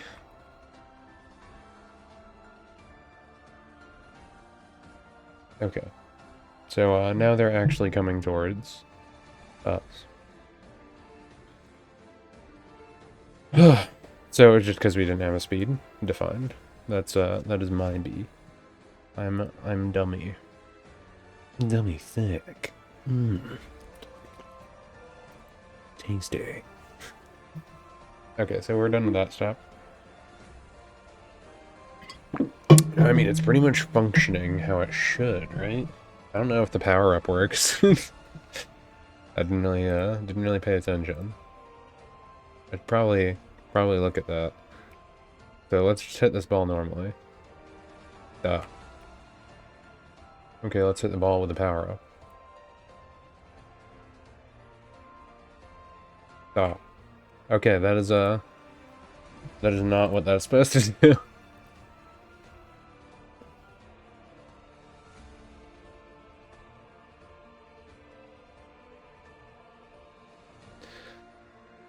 So, if we have the power-up, we're increasing ourselves away from player times power-up strength. So we're increasing ourselves by the transformation precision in that. So what did I have here?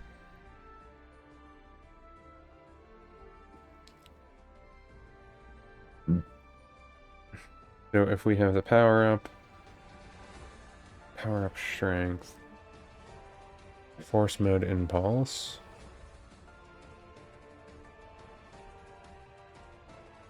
collision game object minus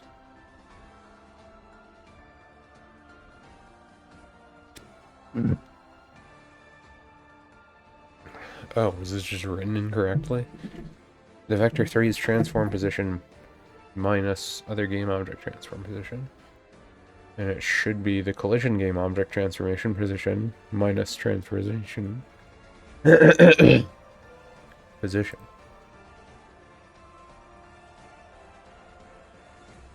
So what I'm gonna do is copy. So what I'm gonna do is copy.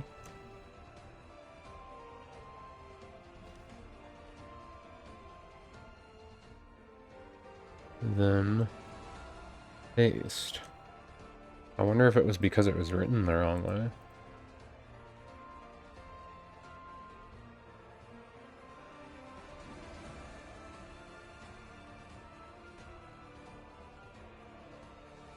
Why is it saying it's wrong?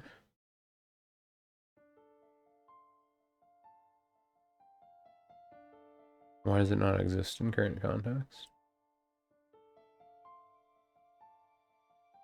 Oh, is it because I'm using other?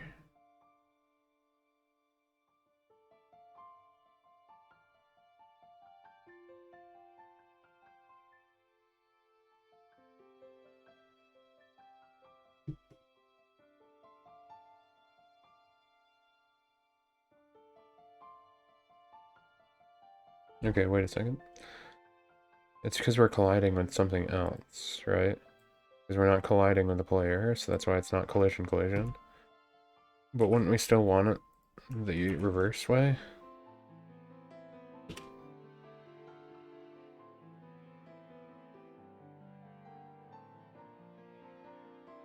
We'd still want it to be flipped, right?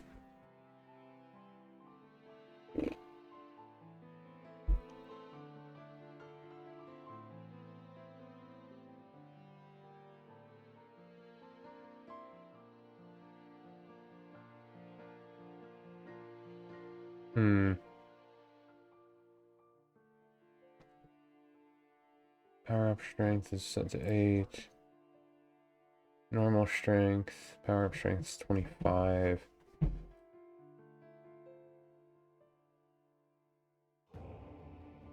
I can only think that I was multiplying it strangely, but I don't know. Actually, wait, no. Is this just wrong? If player collides with enemy.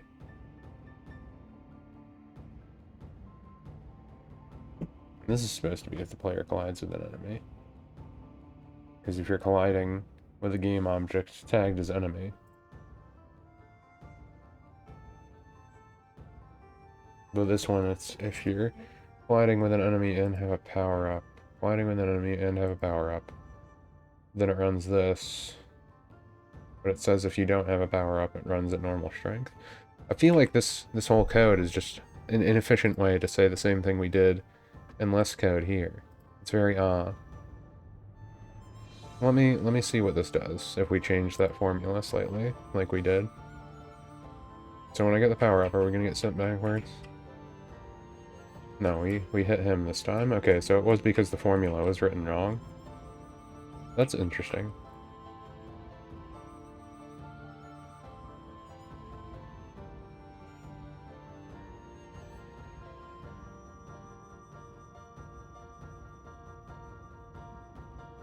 Come on, get away. Yeah. Yeah. Very frustrating game.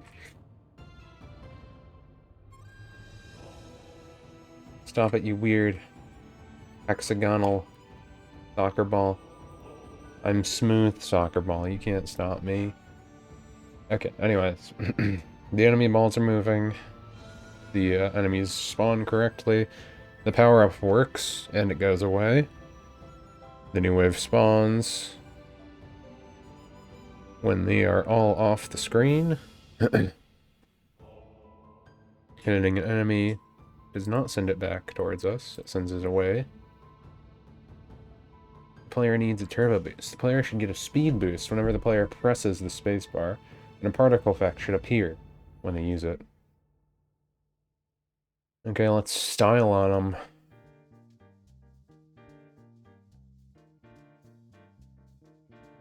So we just want... Wait, what? Spacebar. Boost!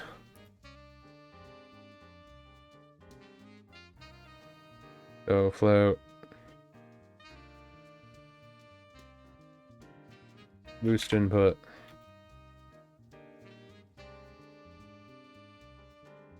Get access. Wait, what would it mean? Get access? We're just getting a key, right? We're not getting an access. Right?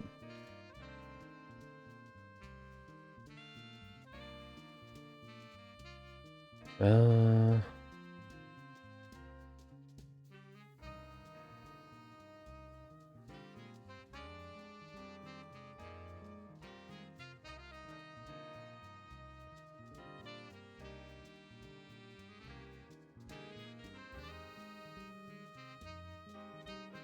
mean, we can map an access to that. But we can do this differently. If I recall correctly.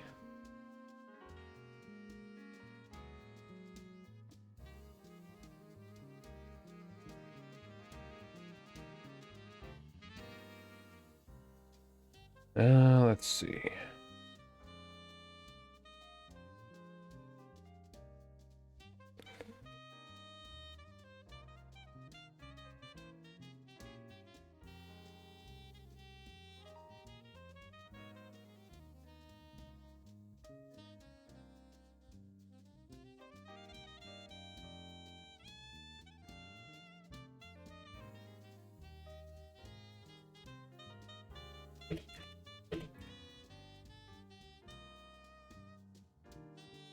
This is the big one. Control settings, header.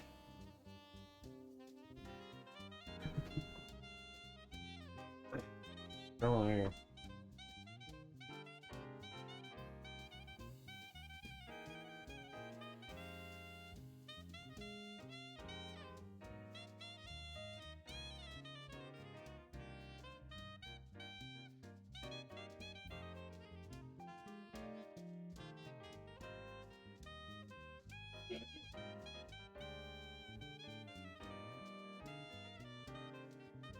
Okay. Get button down. We want the get button down. We want jump.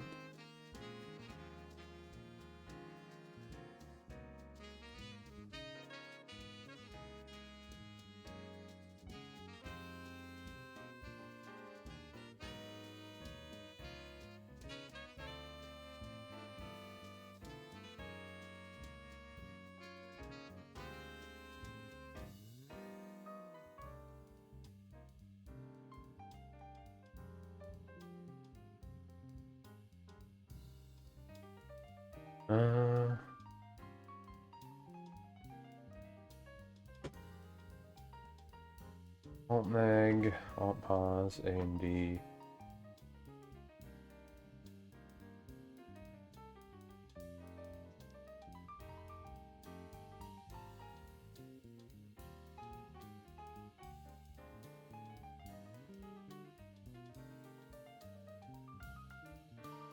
Alright, that's the other jump.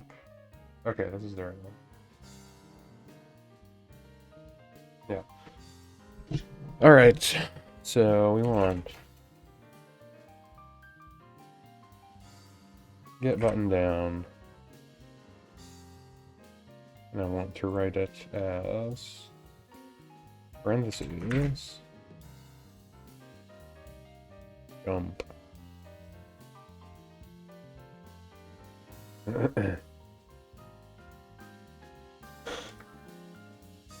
Double parentheses.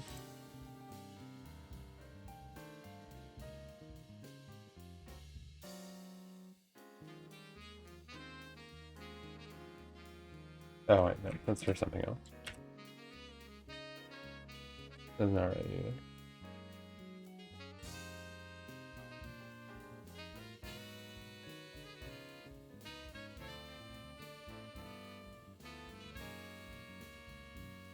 I mean, that is what's not right.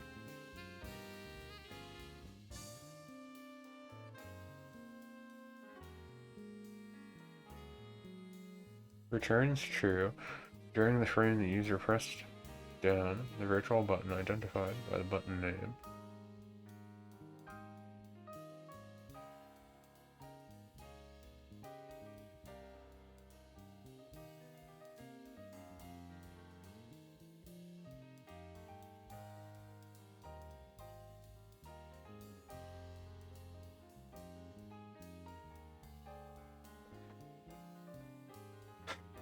Would we want it to be in an if statement right away? This is just the update thing. So, if we're bracing the vertical axis, it updates it.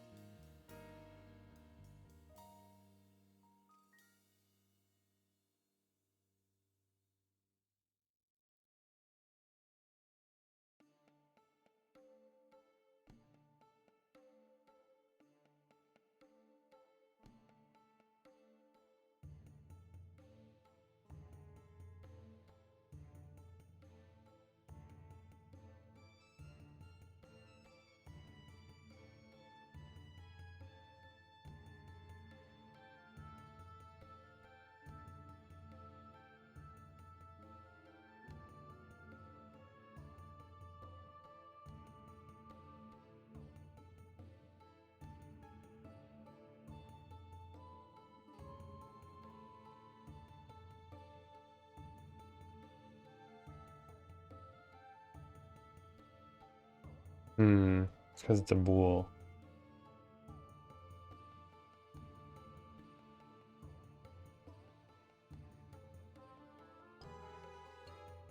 Because it's a bool.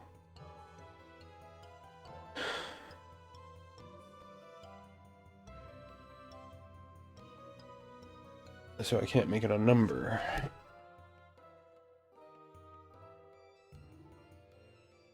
Can I just make it a bool? Oops.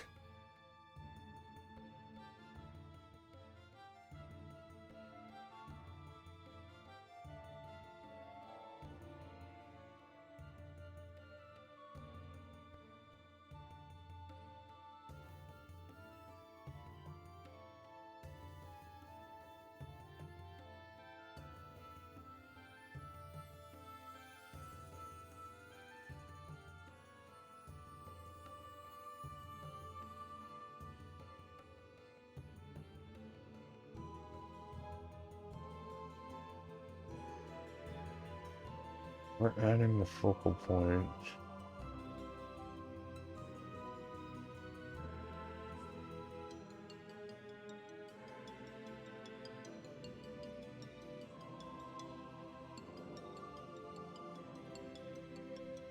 Adding the focal point forward and boost input.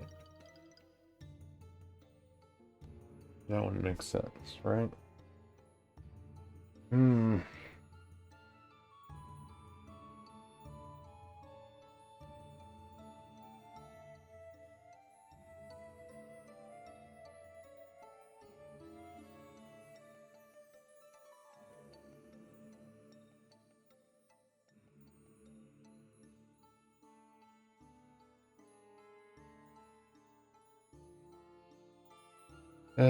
What is it?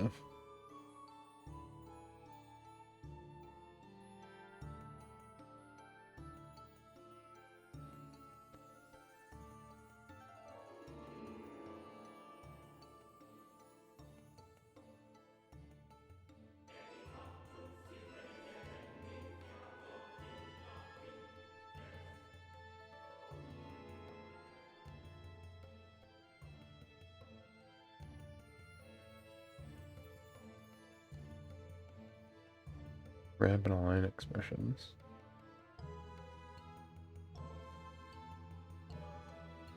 It's still wrong, that wasn't it?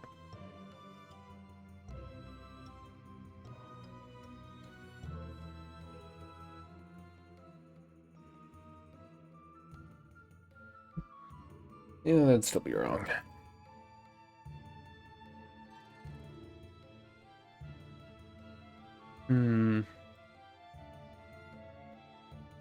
If grounded and you're holding down jump,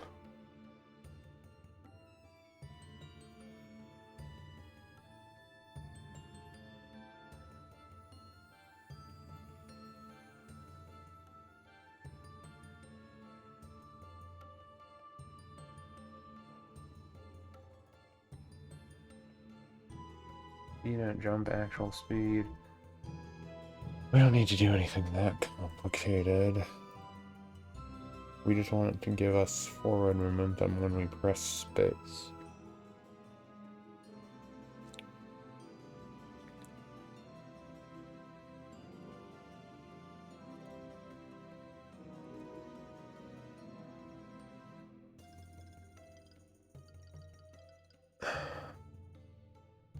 So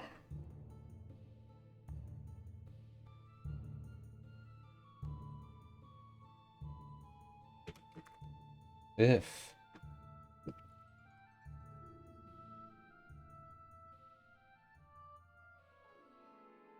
right,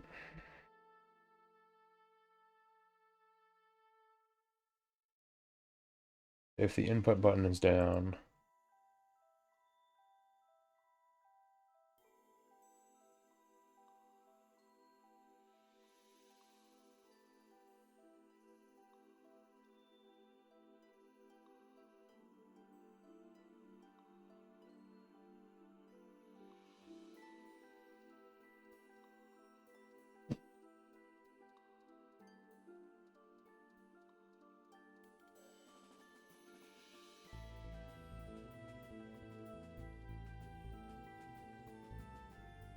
it's pretty much saying if this is true,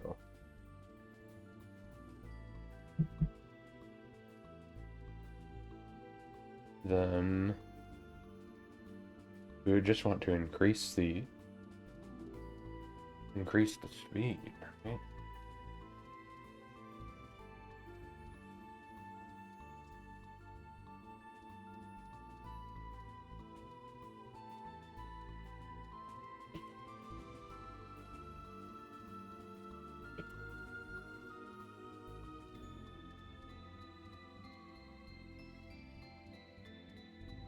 Would I be able to do something so simple like that? Because it would just detect if we're holding down the spacebar. Then it's going to switch this 500 to 800 instead. And then it'll do this calculation, so it won't mess with the camera controls. That is my thought in my head. So let's just see really quick if that does anything.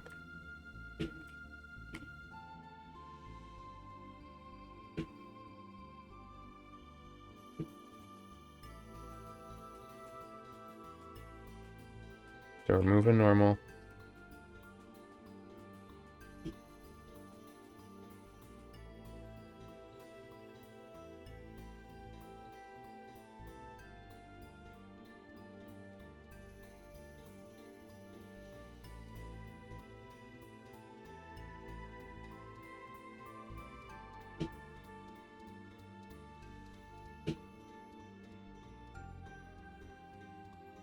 I can't tell if it's going faster or not.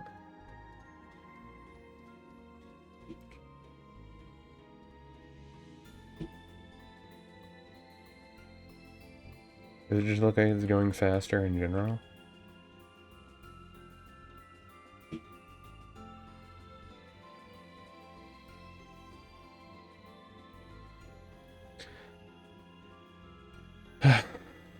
Let's make it a more ridiculous speed so I can easily differentiate.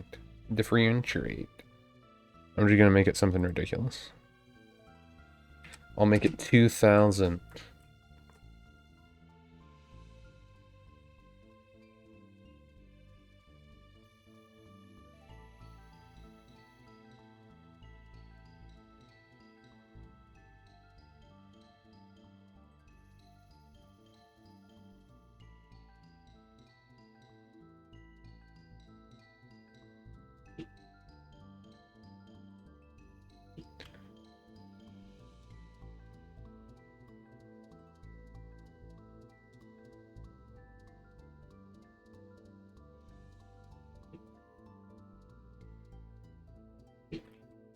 Okay, well, the speed boost definitely does work.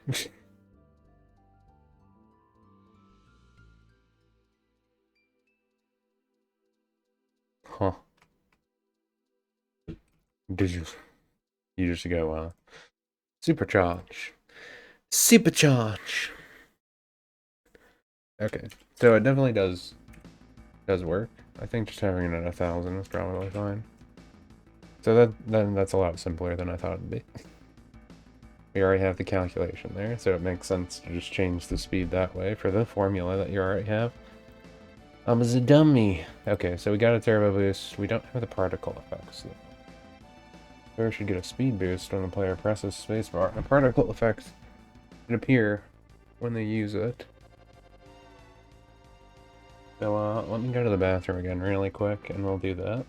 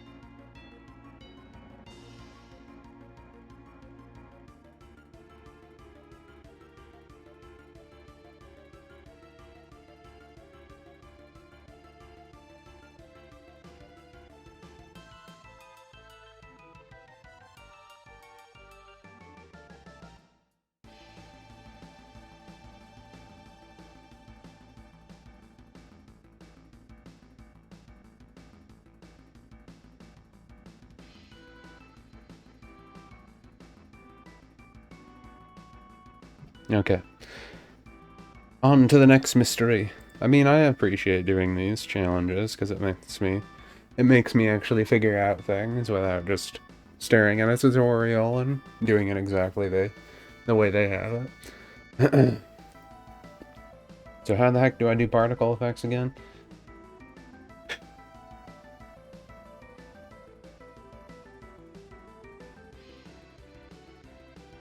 I didn't save anything from the old particle effects thing.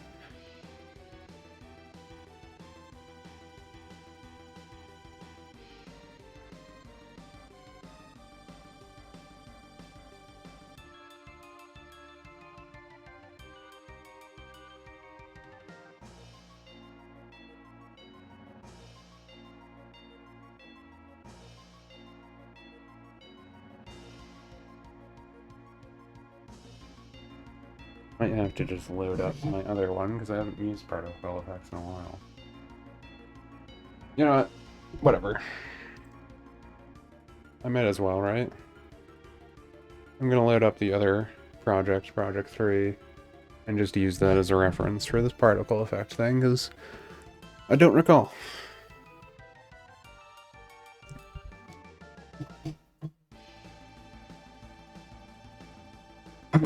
I mean, ideally I would just be setting it to active, right?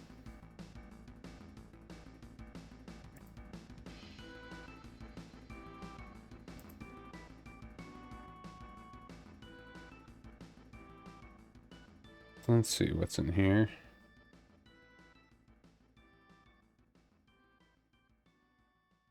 This is the only thing they have in here. So I guess this has to be the effect.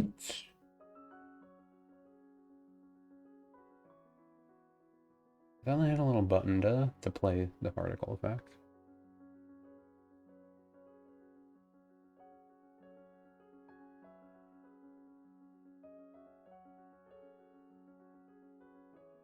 Didn't they have a little thing to, like, make it go?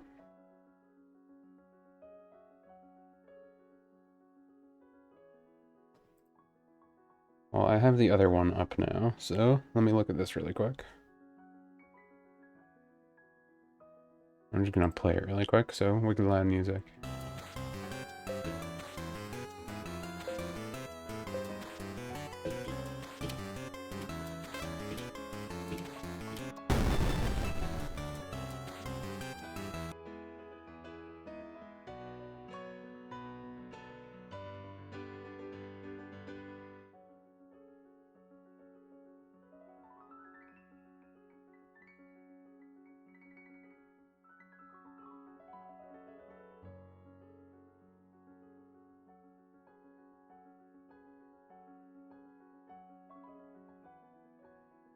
The player, jump sound, dirt particle.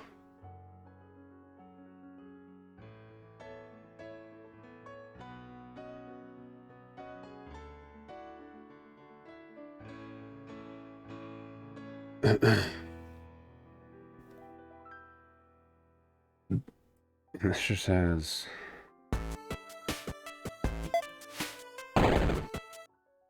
turns it off when you jump though.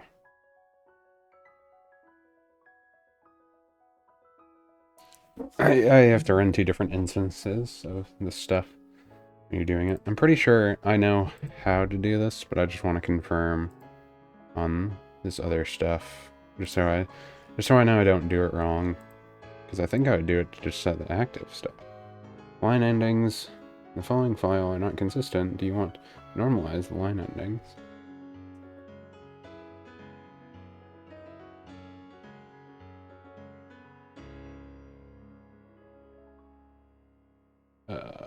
Sure.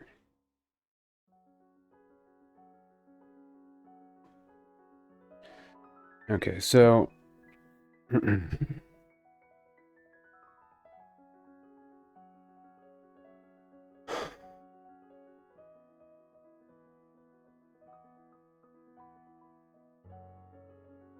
yeah, if you're pressing the space bar...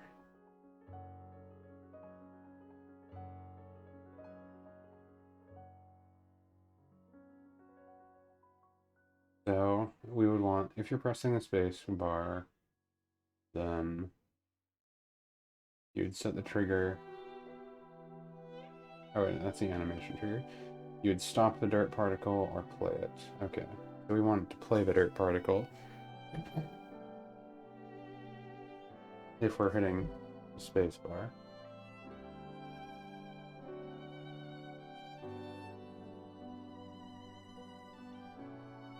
I don't know if I should save or not.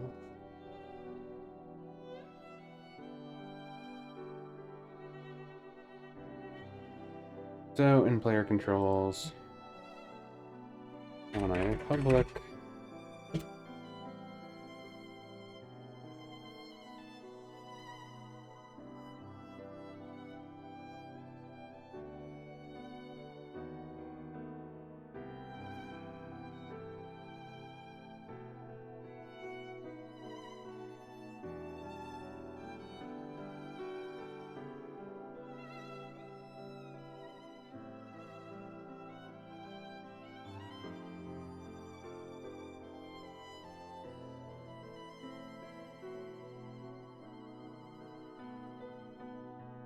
oops.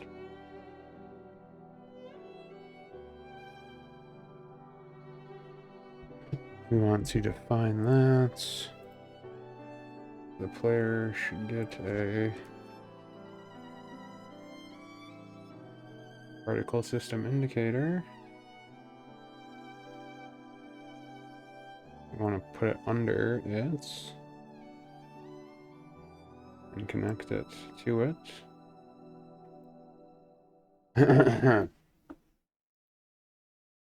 Oh. Okay. Then, if we're hitting boost, we want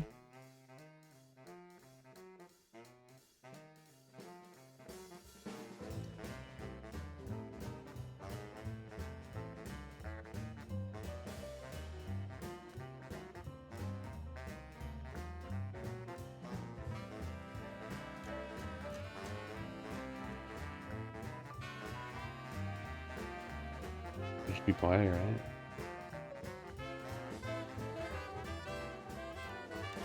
Oh yeah, it should be true.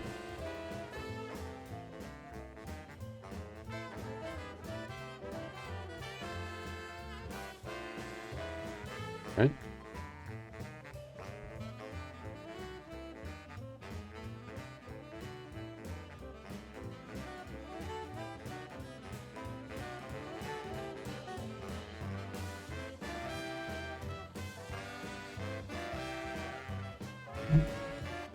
So if boost input is hit, it'll set our speed to 1000 and it'll play the particle effect.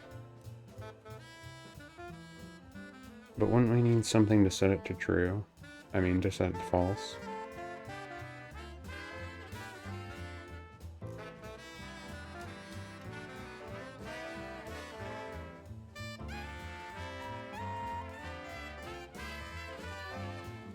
Or would I just do this?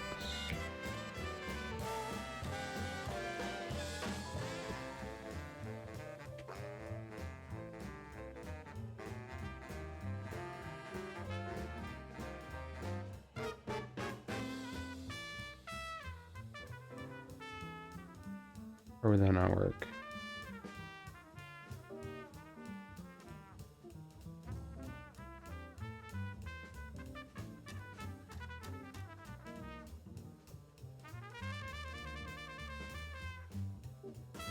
I guess that doesn't work. Starts particle system.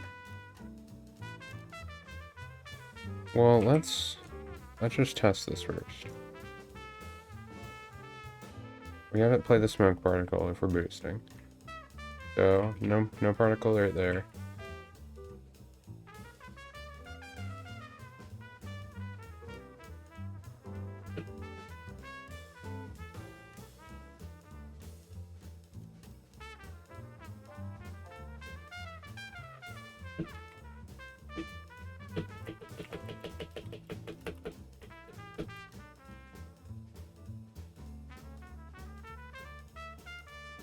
Looping.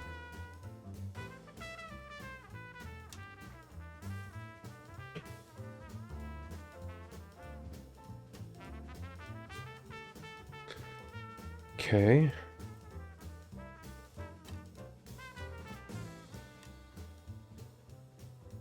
Well, this makes more sense now.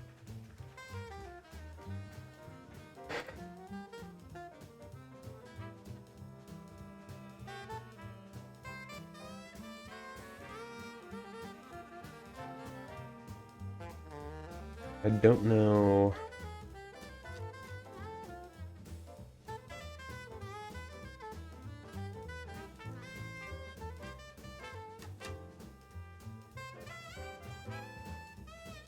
I don't know where direction it goes in.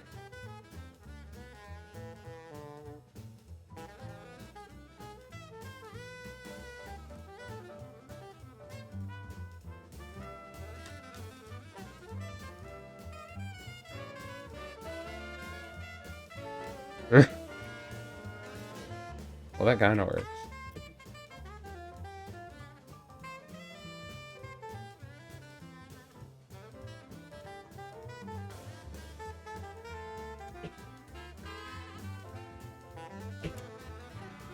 But nothing is setting it to false.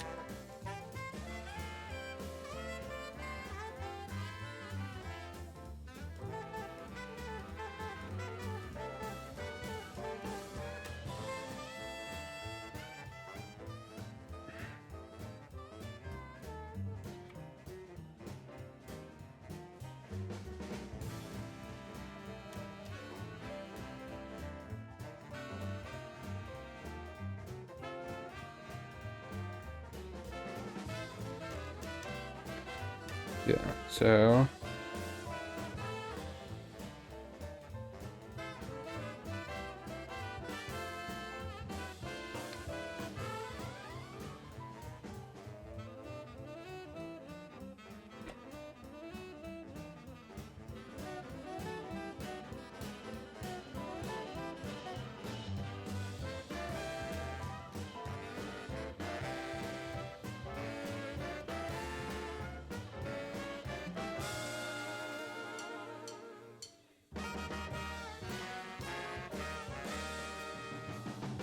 So if boost input equals false, then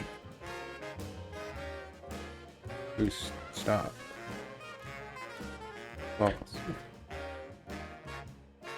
Right?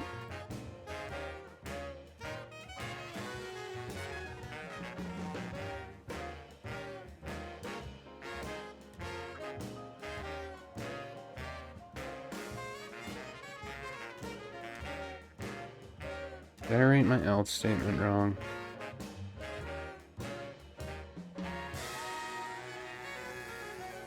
Oh. Do I want the else statement like this?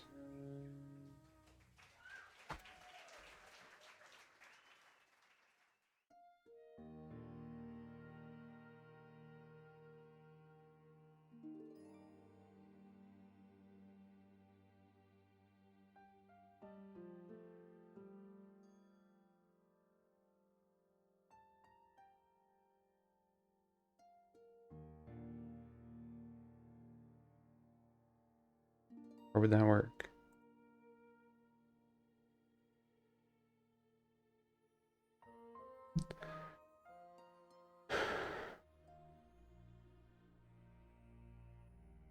I don't know.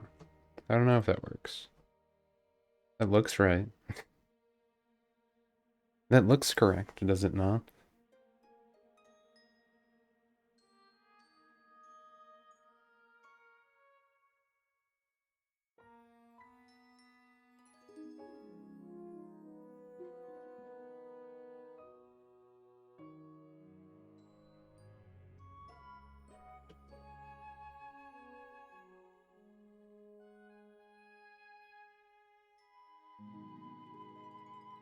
So...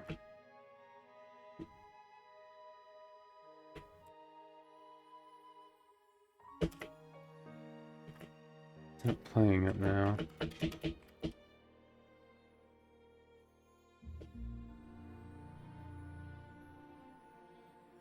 Huh.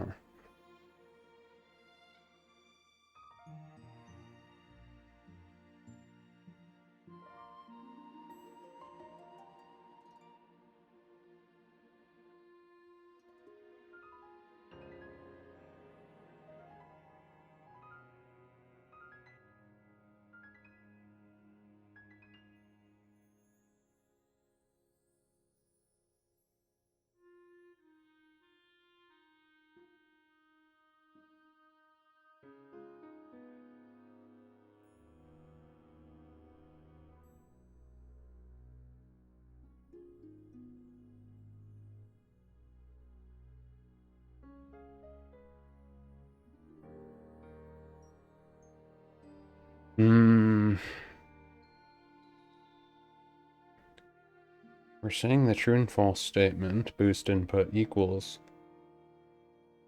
get button down, jump. Jump is equivalent to true.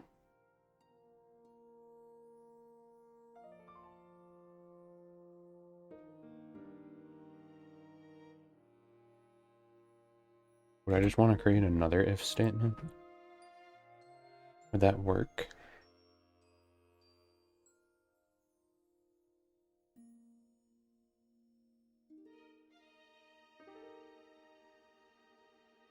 Would that work? I don't know.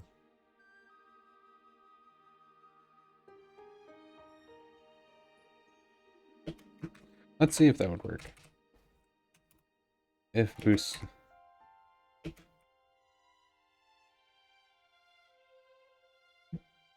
Why is that underline green? The sign in condition expression is always constant. Did you mean to use equal instead of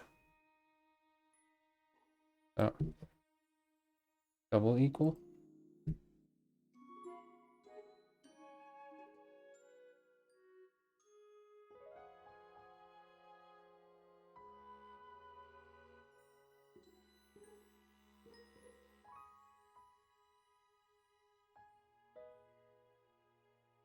Stops playing the particle system using supplied stop behavior.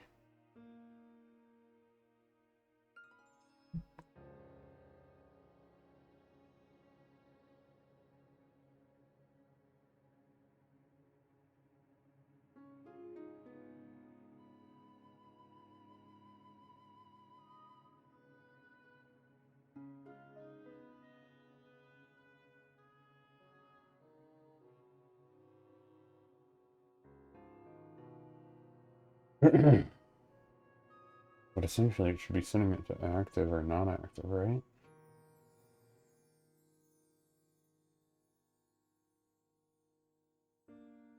I don't know.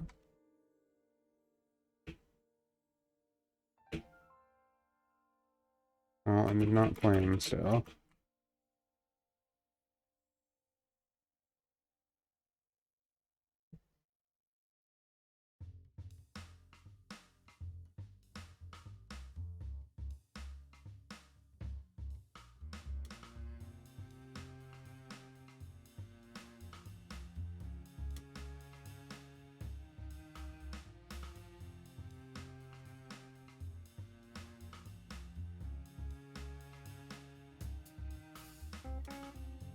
But that does play it.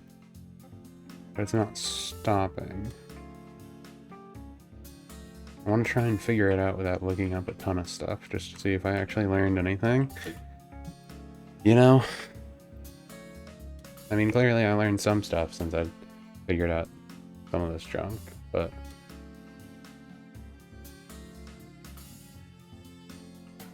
I haven't used the particle system a lot.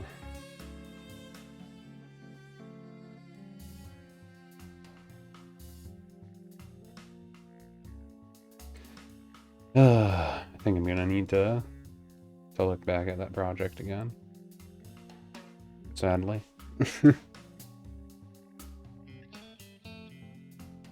I have the right idea, I think. I'm just not recalling how I read this correctly. Obviously, I got the thing to play. I got to play the thing.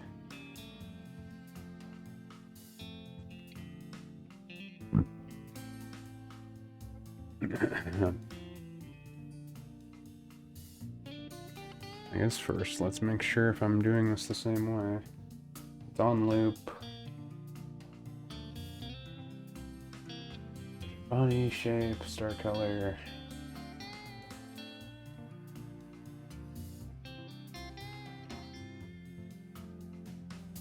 That does have the play on awake thing checked.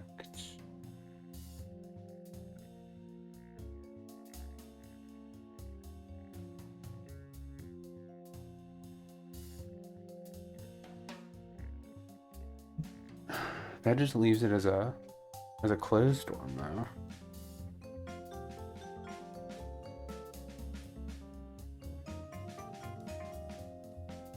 That's because it's always playing. Right?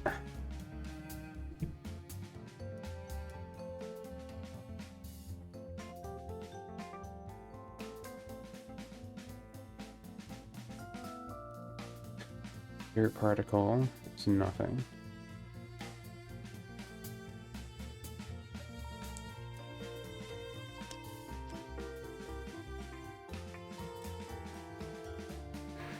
Well, the thing with this one is the particle system is always going. We don't want this to always go though. We want it to play and then stop.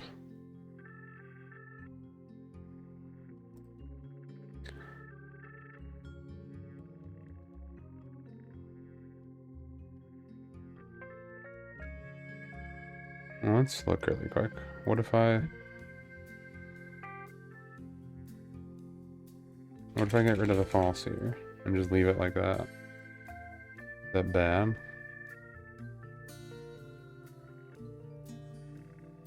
That's how they have stop and the other stuff, so. Still not playing now. So why is it not playing? Let's hit play on Awake really quick and see what happens now.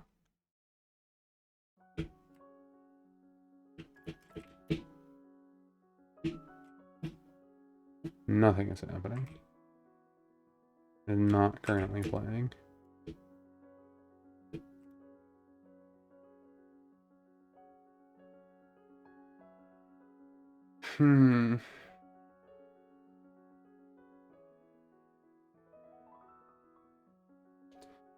System will start playing automatically. Note this setting shared between all particle systems and apparent particle effect.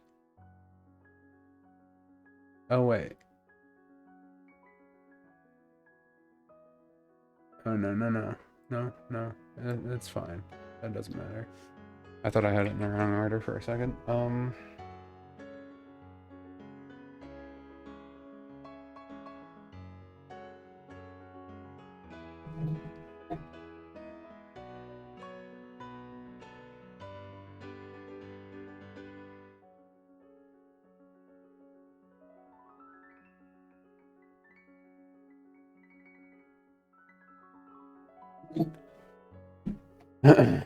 We want something to know that it's pressing the spacebar.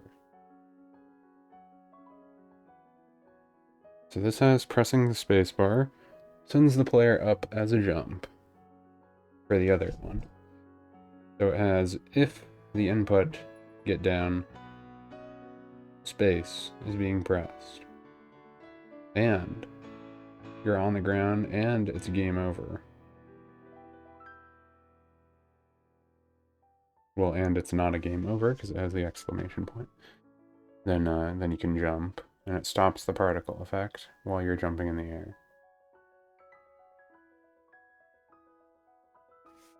But then, if your character,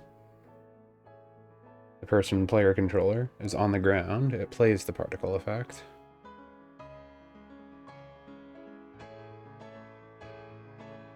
Ugh.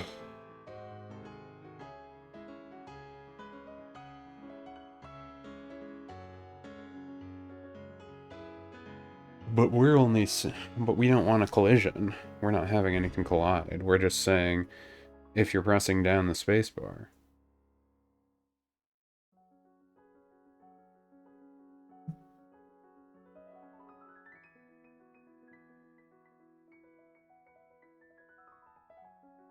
Else if is better if you're defining something else. Pretty much. Because this is if you're touching the ground. Or else if touching the ground. Or obstacle or whatever.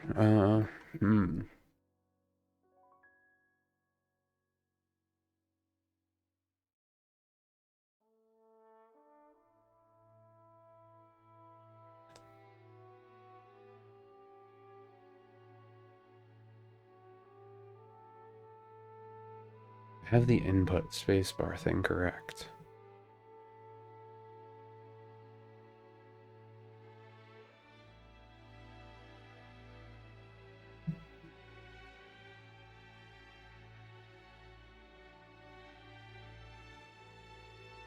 Well, I just want a random variable that would be able to be.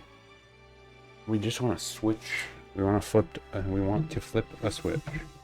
That is all we want to do right now.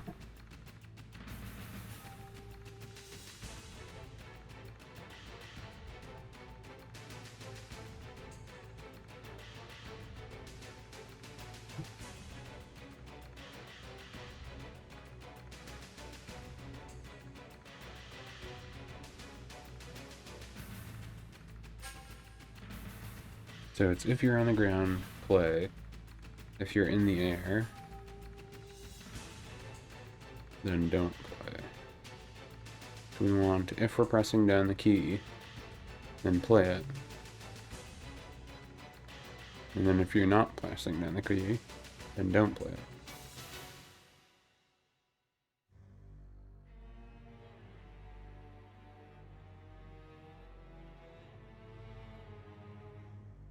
So what I want to...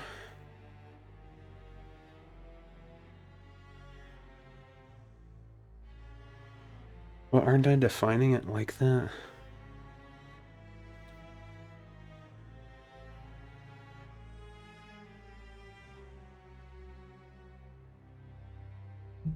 Let's Google something really quick.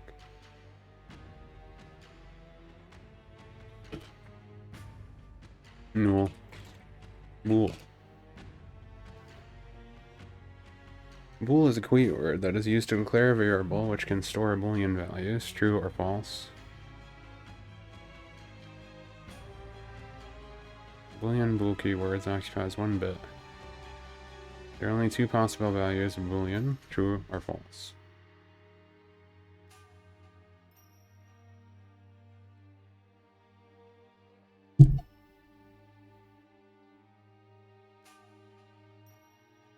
Returns true. During the frame, the user pressed down the virtual button.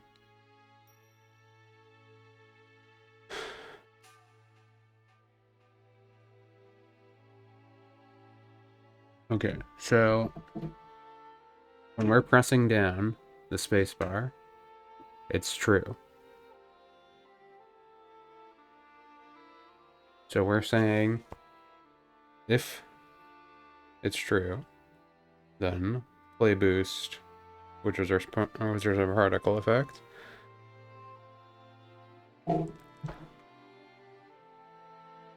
And we increase the speed.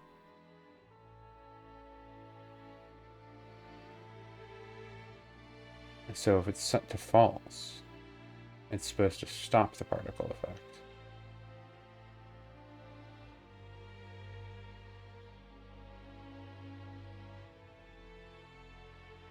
So do I want to say if this is true to make this, does it need that to make the logic work? Is that all I needed? Because it already is true, but we're just saying if it is. No, it's not playing.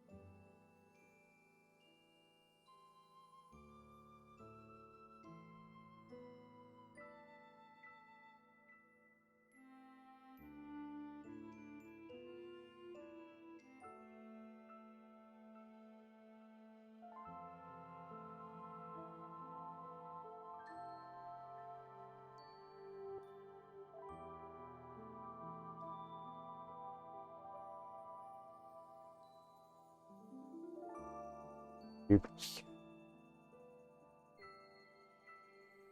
Now I'm confused.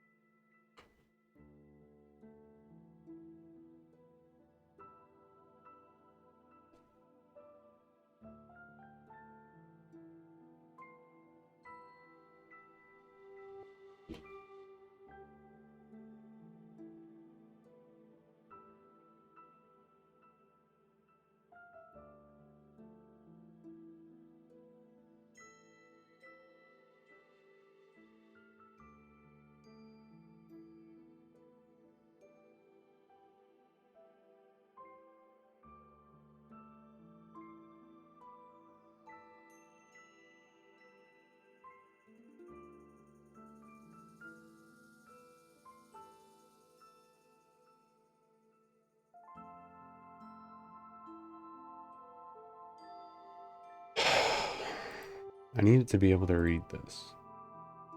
How do I read?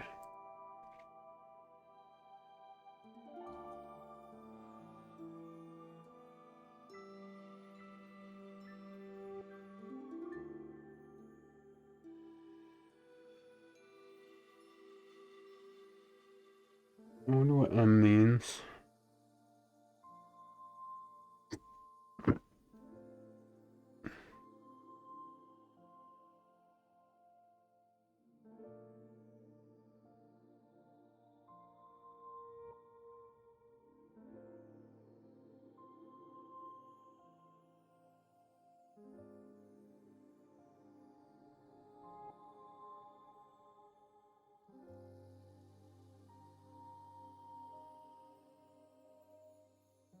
I don't know.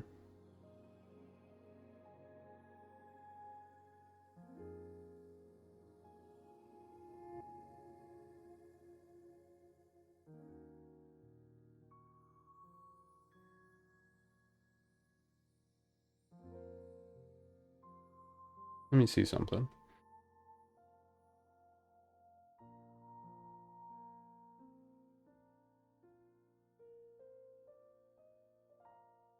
Maybe I do need something like that. I don't know. It's all I can really think of to do this, but I felt like there is a better way to do it. But maybe there isn't a better way to do it. So let's make it public. We don't need to make it public, but I will anyway. Holding.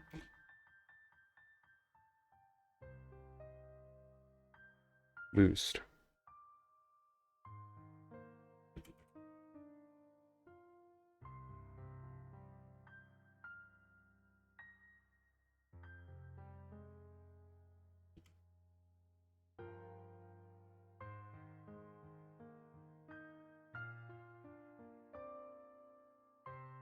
Make it equal. False.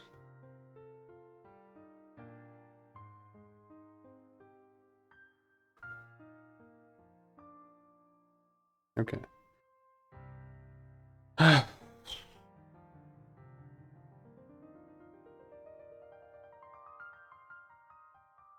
So,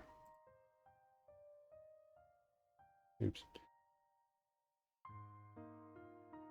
Would I actually want it false? I don't know.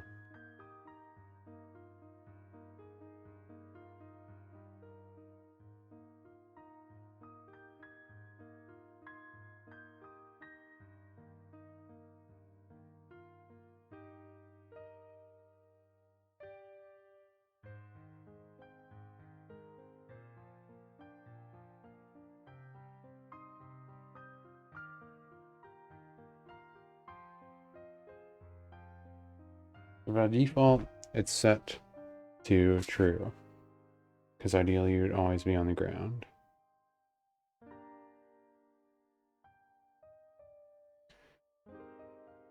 Maybe I should just change it to not pressing boost to make the words simpler in my head.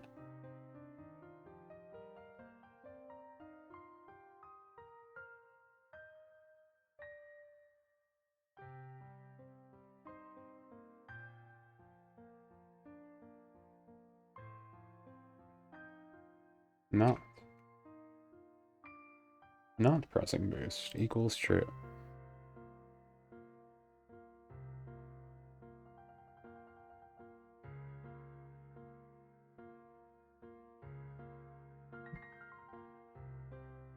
So if this is false, that means you're not pressing boost.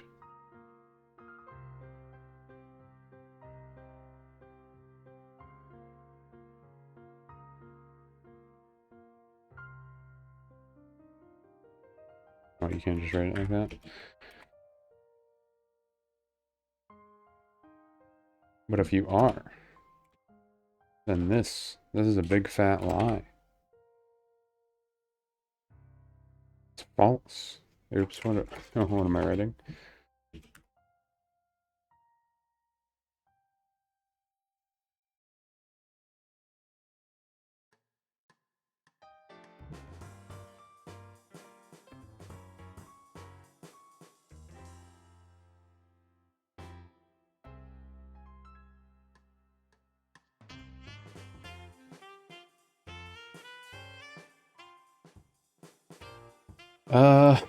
I'm pretty sure that would not solve anything, but out of curiosity.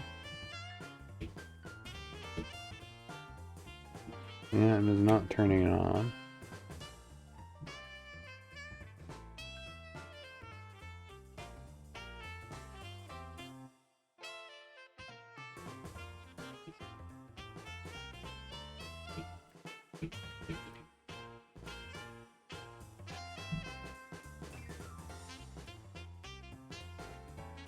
So in this one, when you're pressing the spacebar key, your thing is set to false. But then when you're back on the ground, it's set to true. And it is always true. On our current one, it is all not pressing boost is always set to true.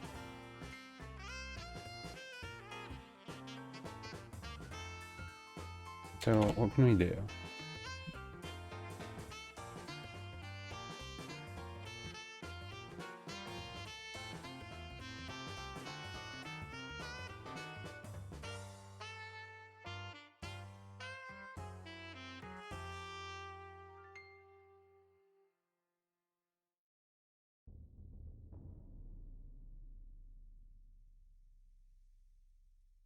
Okay, I think I realized what I did wrong now.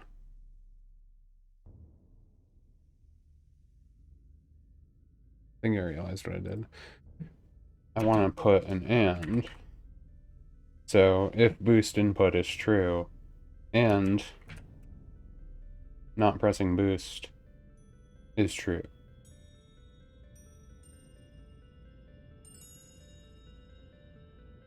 Or false, rather.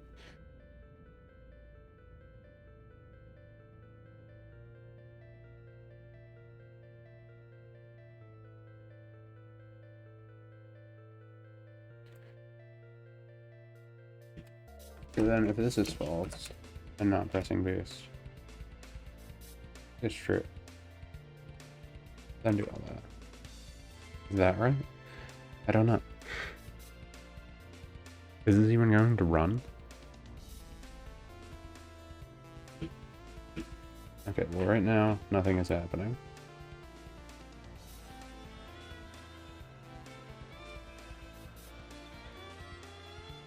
So, out of curiosity, if I take away that whole line of code and save it,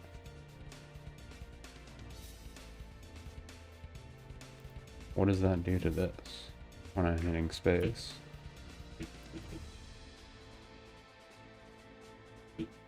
Nothing is happening.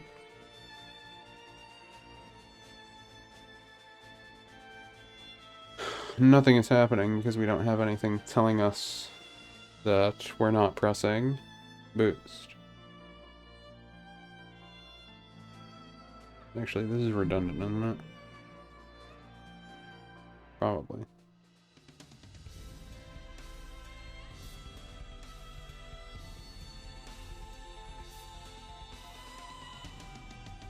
It's public right now, so we can see it.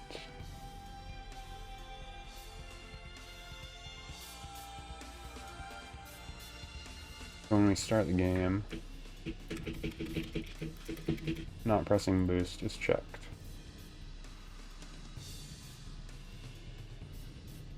So, what if I did...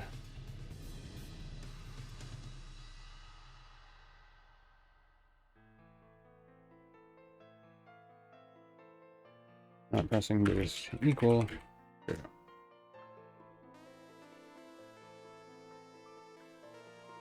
Because we're defining in the update then, when everything is running, that it is always set to not true, unless we're pressing if, which then it is set to false.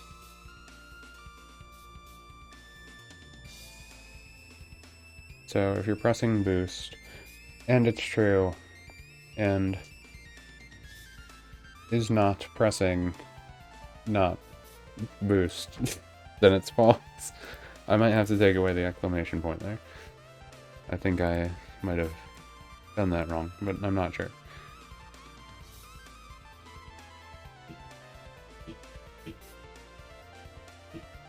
So right now, it is not pressing boost still. And we've seen it done it before. So I'm going to get rid of the exclamation point and save again. Because that might have been the problem there. Still have our inspector on player. Not pressing boost is not getting checked off.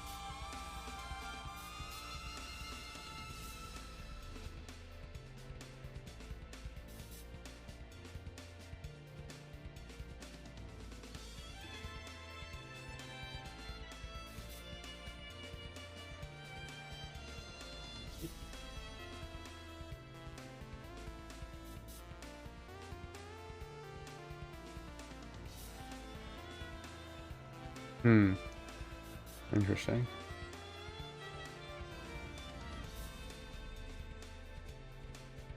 I can't check it off. So what if I define this as false?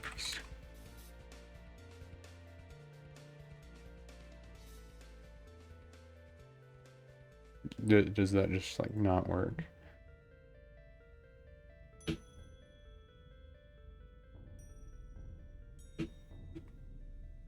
Did I write it wrong?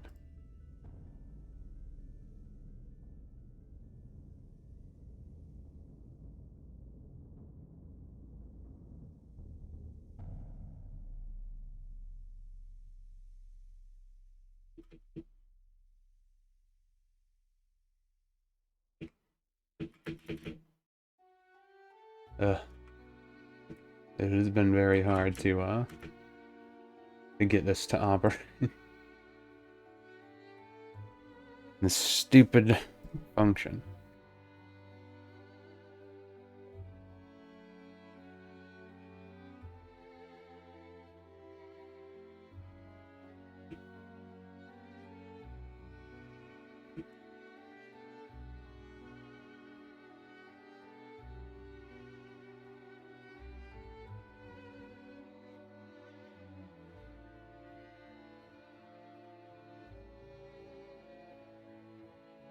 Well, why is it doing it then, but not then?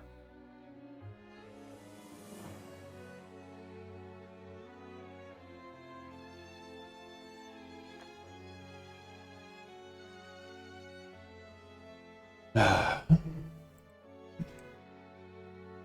me make this easier. Pressing boost equals false.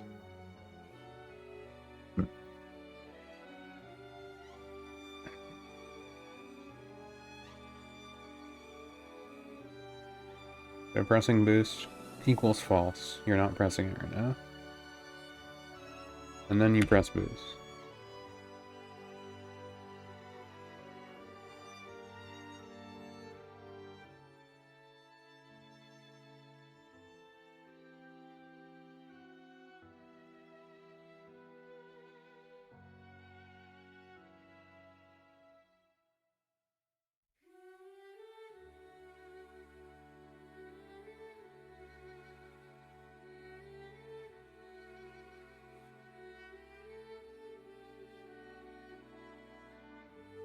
So, by default, you're not pressing boost, so it's false. But then when you press boost input, it turns boost to true.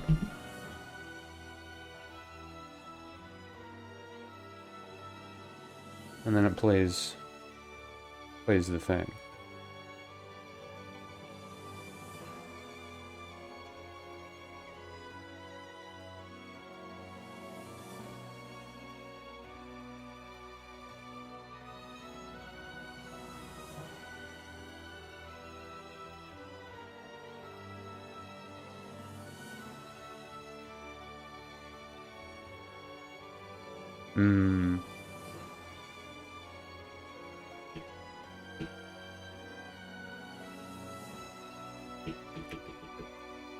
No, still not picking that box.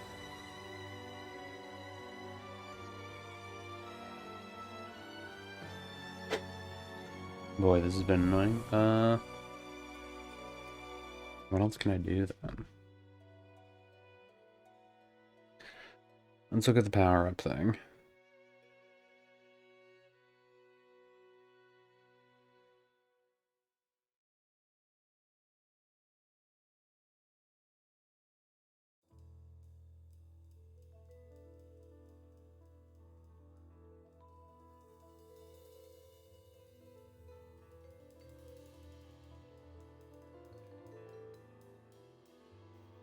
They're saying if you hit the power-up, then has power-up is set to true.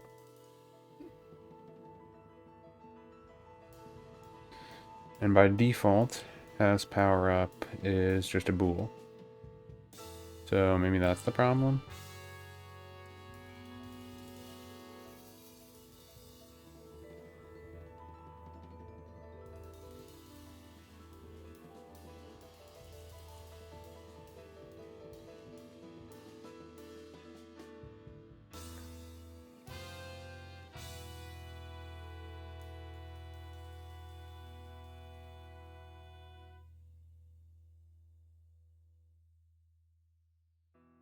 And then once you have it, a countdown starts.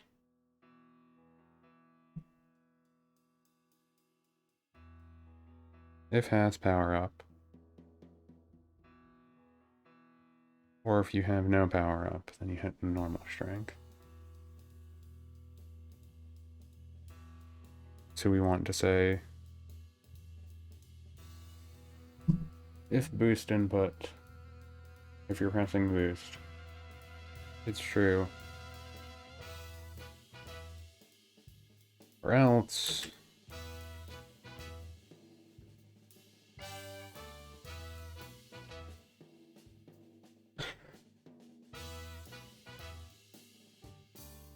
the boost input is not being pressed. And pressing boost is not happening.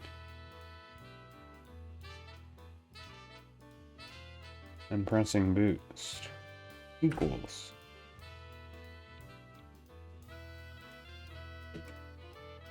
false.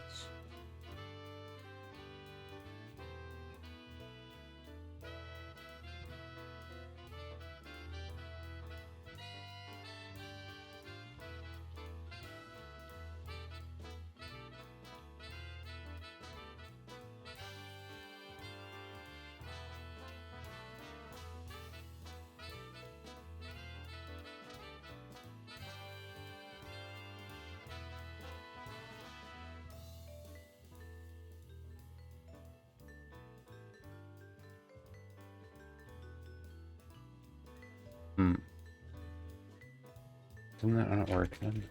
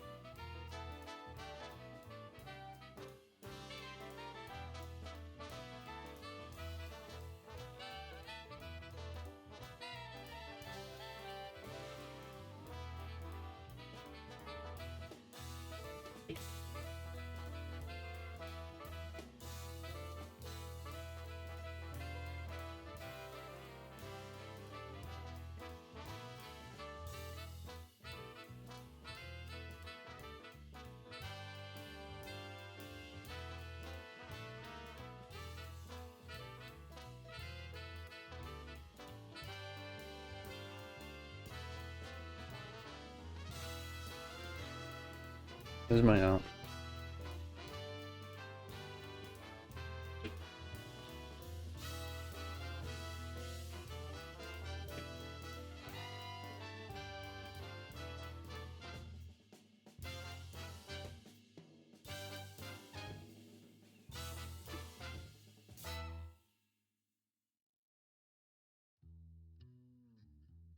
The only thing I could...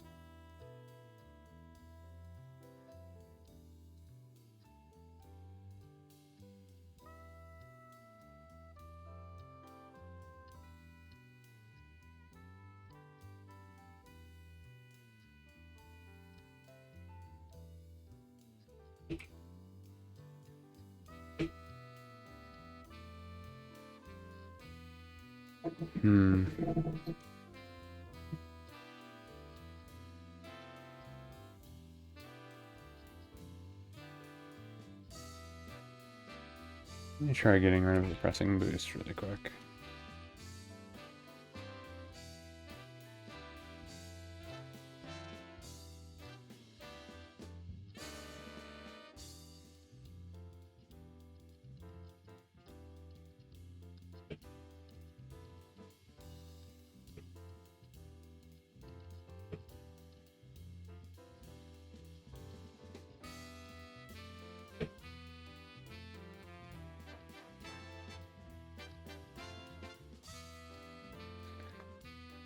It's running them both at the same time.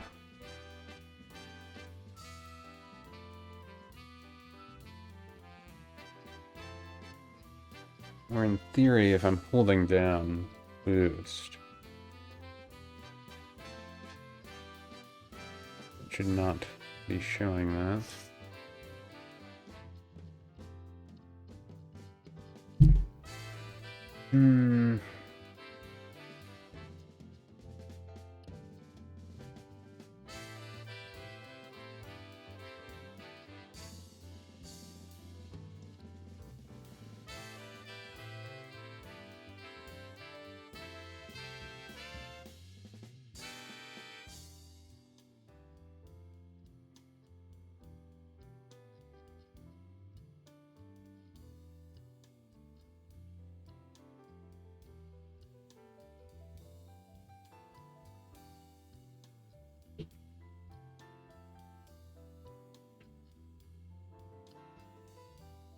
It detects I'm pressing boost, but it's not checking the box.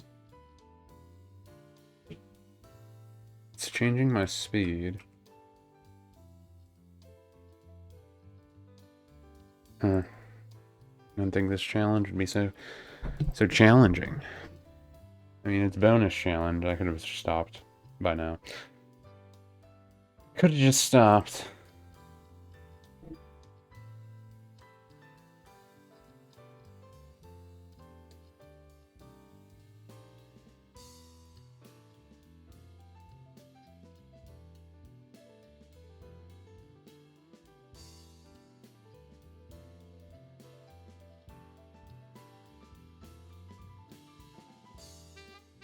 So it's running them constantly is the problem with her. If that's not being pressed, that's what the problem with it is.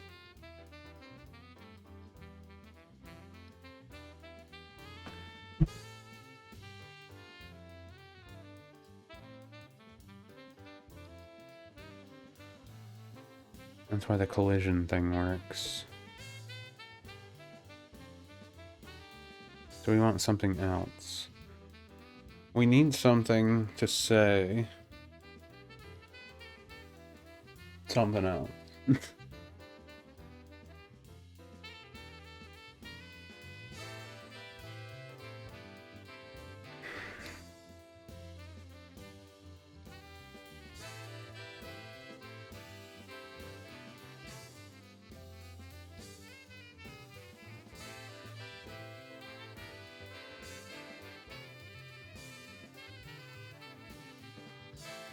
Later, yield a return.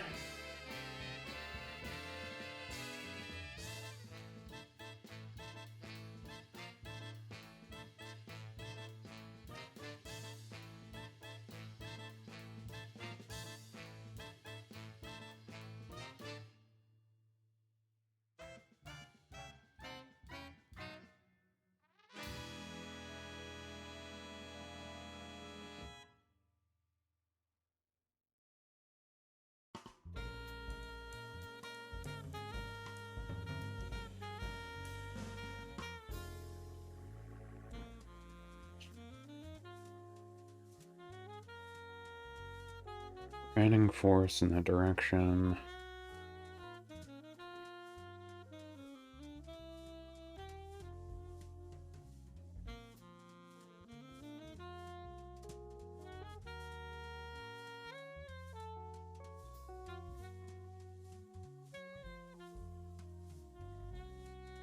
So hang on a second. Let me delete all that.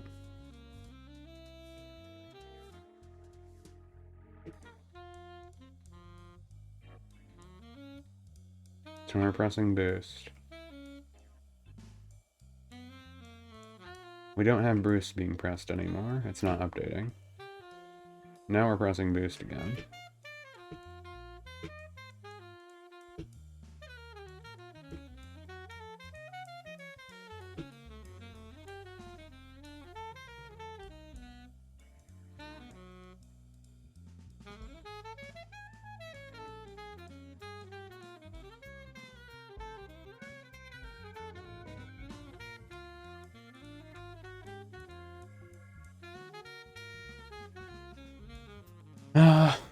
Hmm.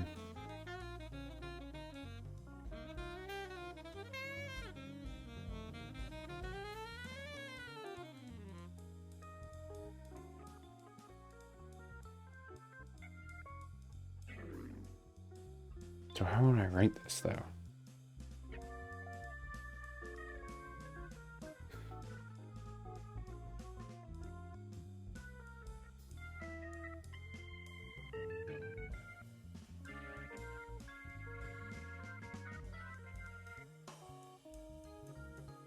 Can I use an enumerator thing for that?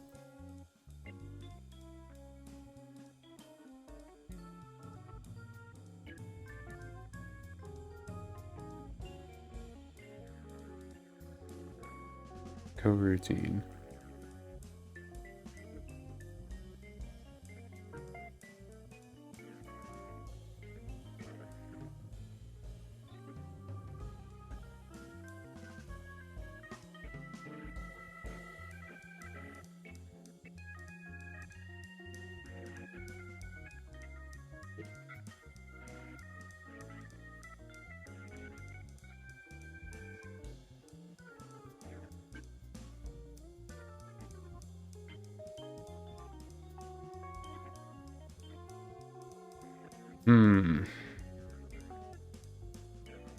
Player plus a shift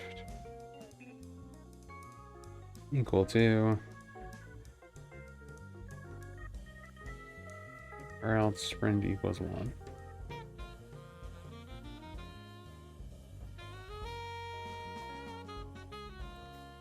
Do it. Is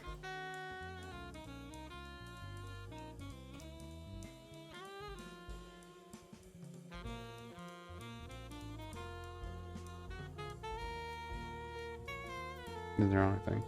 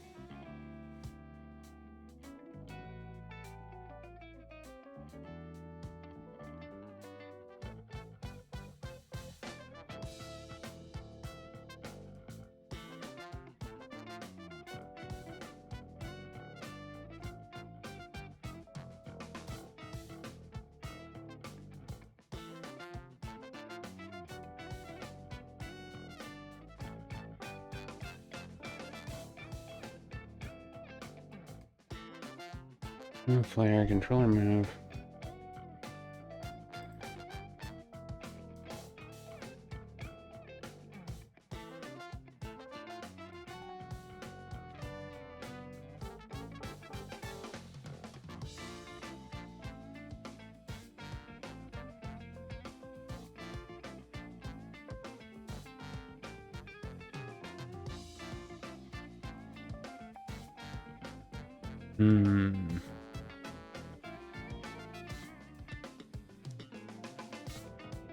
Apply force, check player stops running.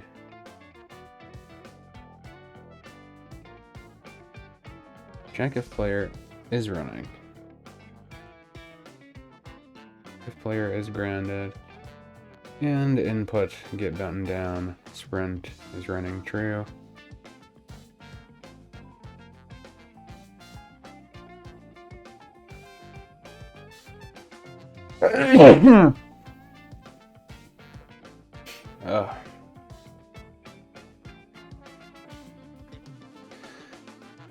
Check if the player is touching a surface below them.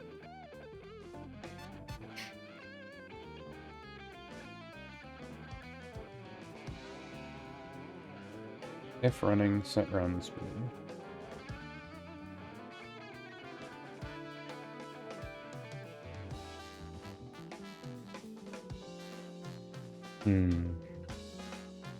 I don't think I need anything that complicated though. I'm just looking at other people's works. Would this work? What I did? Would this function?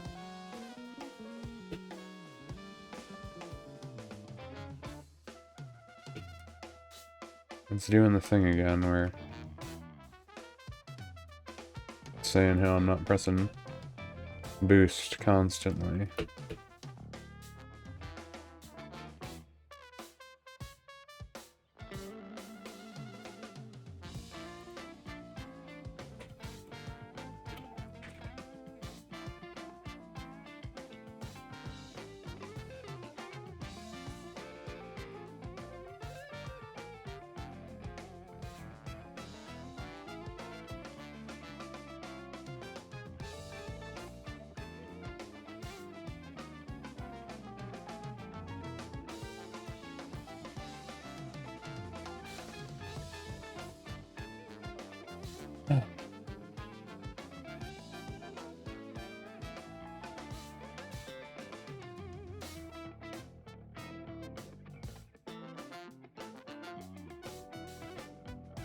Player connected, disconnect, particle trigger.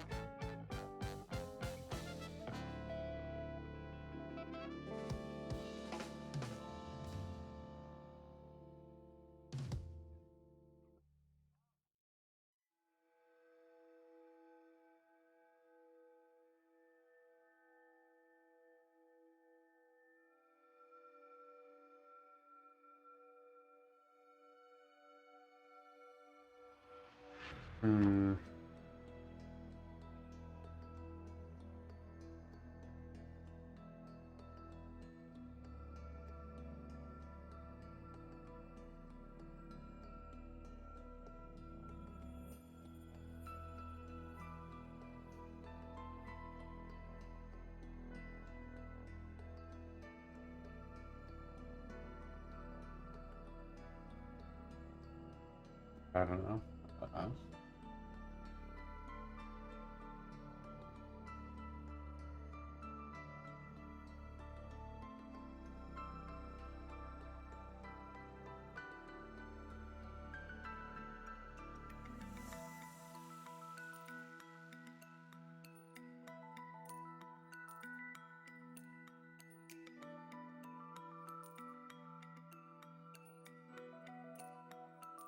I do it.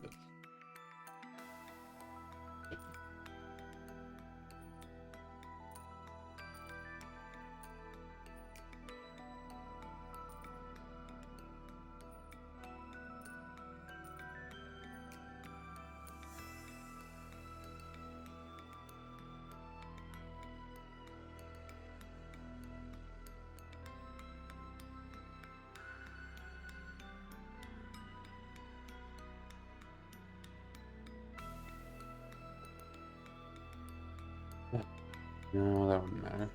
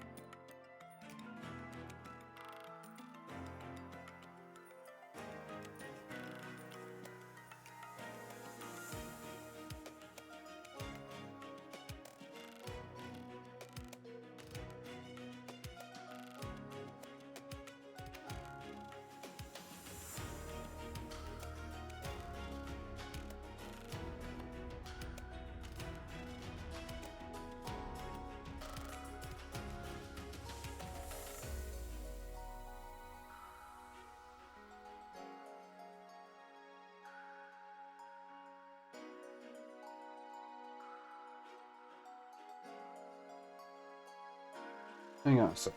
Can I do this?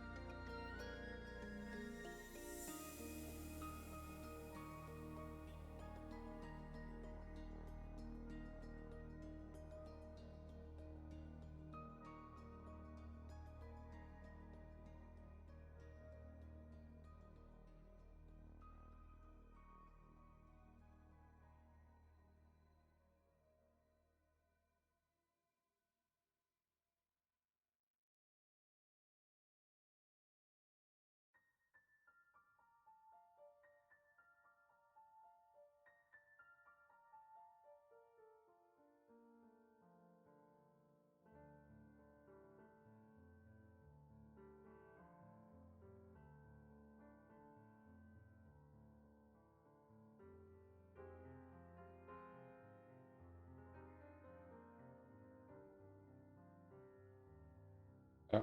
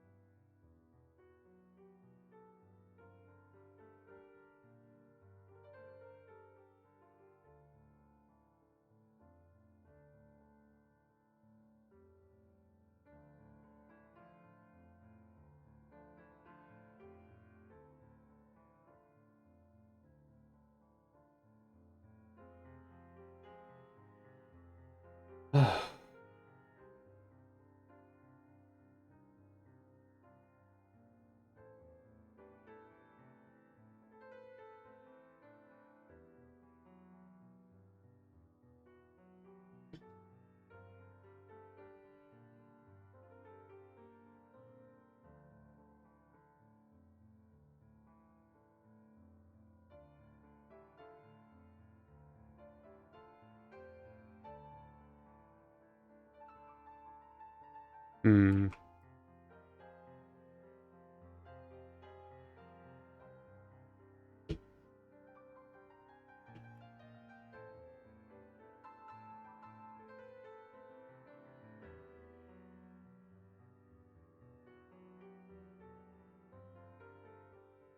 I might have actually done it.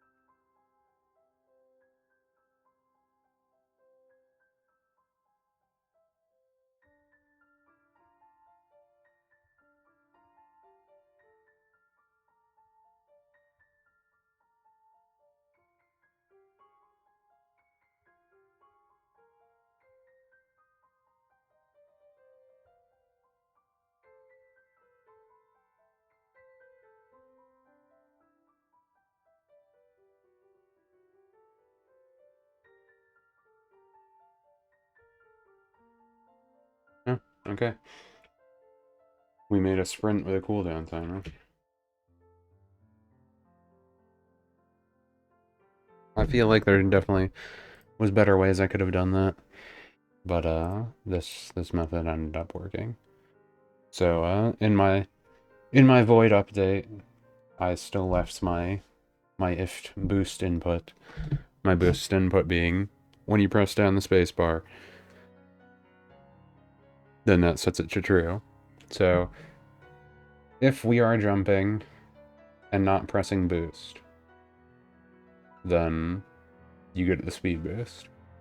You get the boost animation to play, but it starts a countdown on the power-up countdown. So when that countdown is done, it then will set our speed back to normal, and it will stop playing the boost animation. We probably just wanted to make a different one of these for this thing specifically to clean it up a bit, but it still works either way.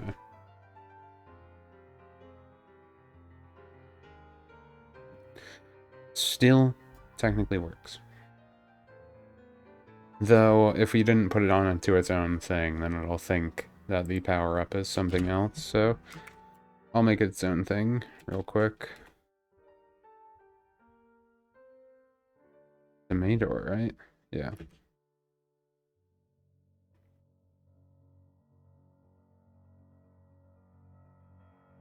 Yeah.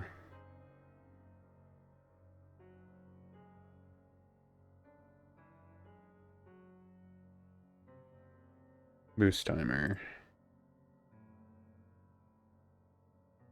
That is a P. So I can clean this up by grabbing all these, putting them here instead.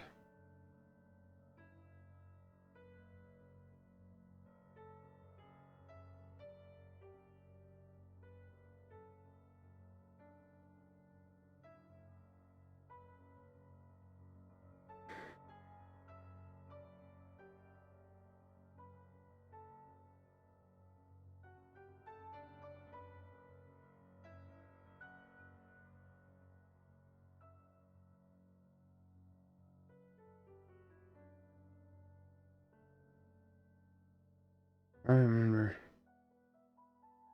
Oh, wait, the only problem is that it's unused. That's your issue?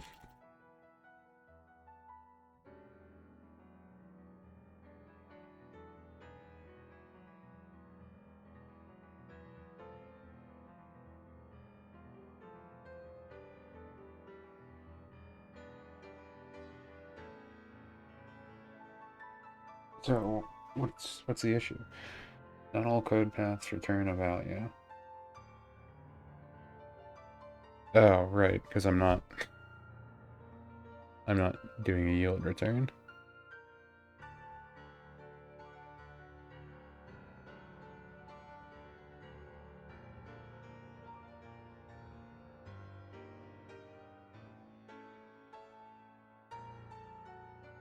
I can actually just copy this whole line of code.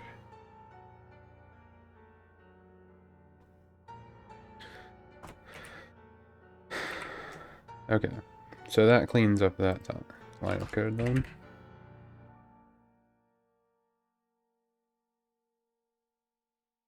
This is the wrong one. That is the wrong section. I want... Oh no.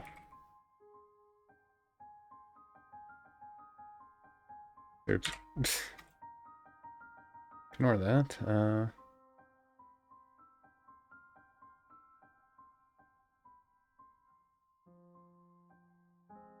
That is fine where that is.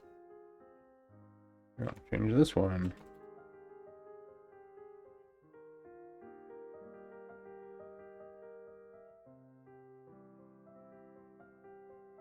Okay.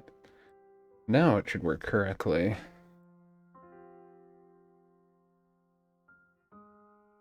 Now I'll have our boost when we hold down space. Run out after a few seconds, but then we can press it again. Boost away.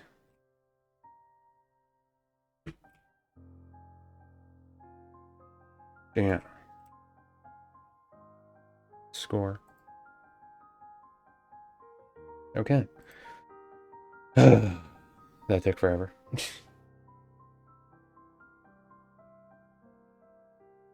But with a little fiddling and a lot of imagination, we figured it out.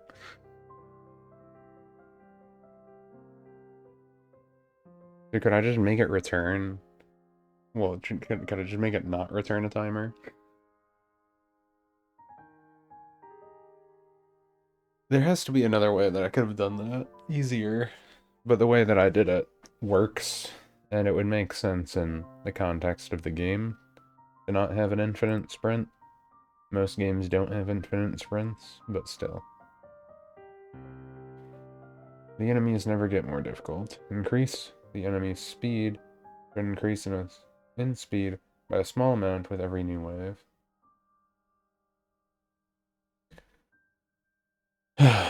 Let's look down at the little hints. Add a simple if statement that adds an impulse force if spacebar is pressed. Add a particle effect, first attach it to a child. Wait, was that all I had to do?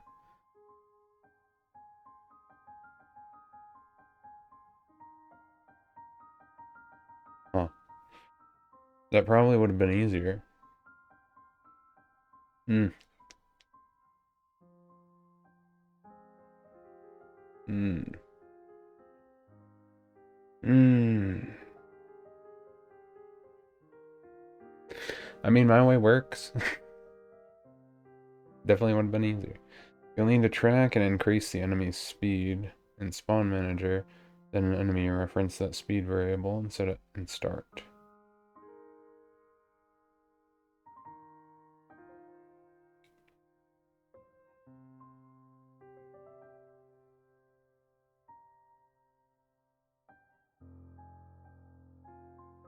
You know, I think I'm good. I think I'm good with that one. I think I'm okay. I don't think I care enough. I think I'm ready to move on.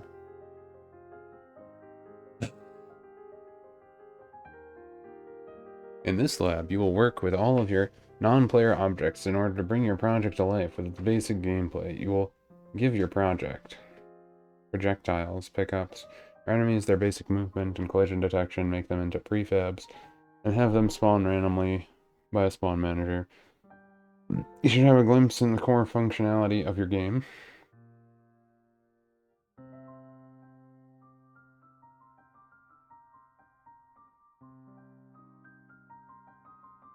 Destroy objects off-screen, handle collision, make objects prefabs, spawn manager and spawn manager prefabs.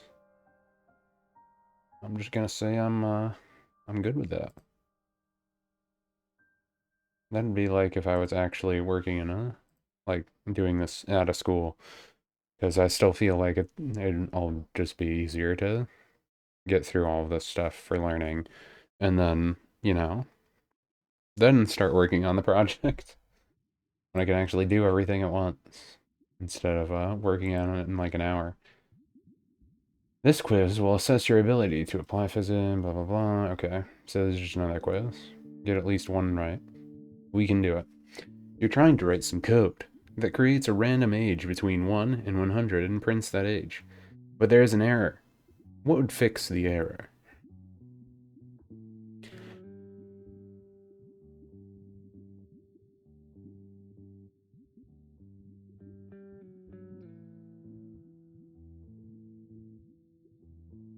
Okay. So you have a private integer with the age variable.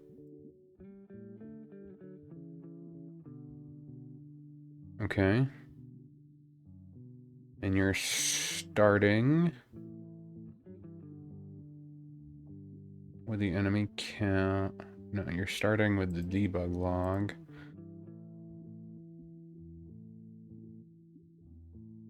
And you have a private integer. I don't think any of my examples have private integers, do they?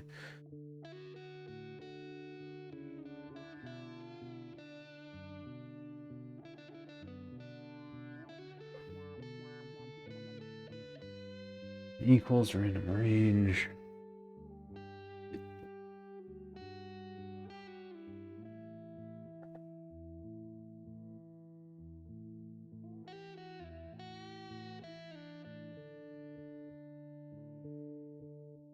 Hmm. Hmm.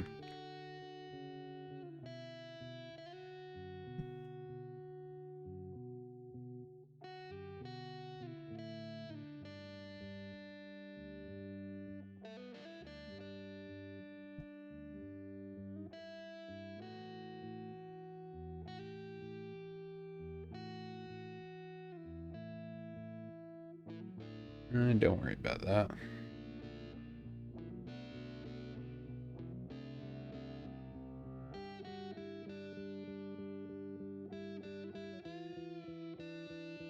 I'm not actually sure about this one. Add word int to line 8, so it says integer age equal.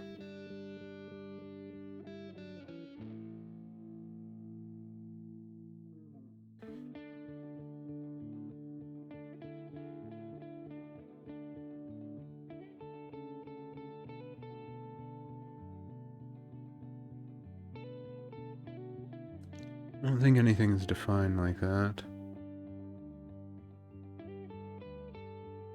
Power up duration.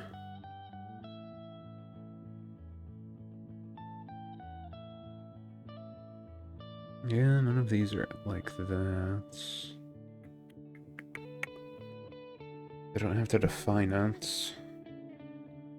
So I don't think it would be that. Change one private float age. Okay, so I don't think it's 1 or 2, so it's either 3 or 4. On line 7, change the word private to void.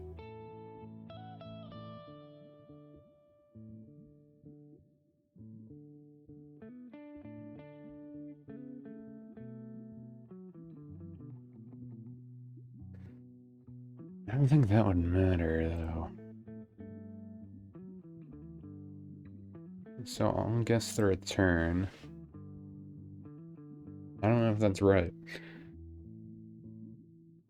Because you're saying that the age is equal to a random age between 1 and 101. And then you're saying to return age to the debug log, right?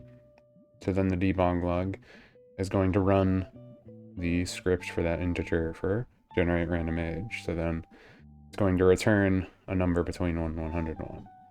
That is my thought. I could just make the script right now and test it, but I'm not going to do that. We're going to take it like a real test. It's a quiz, but whatever. I wonder if they actually have tests. The following message was displayed in the console. Monica has $20. Which of the line options in the print names function produced it? Was displayed in the console.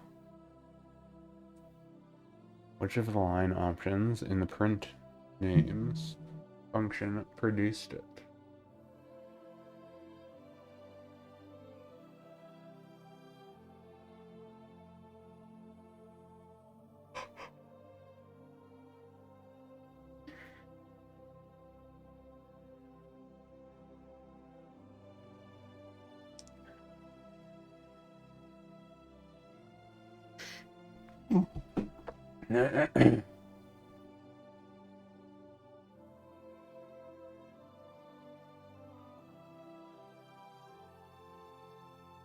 What a debug log.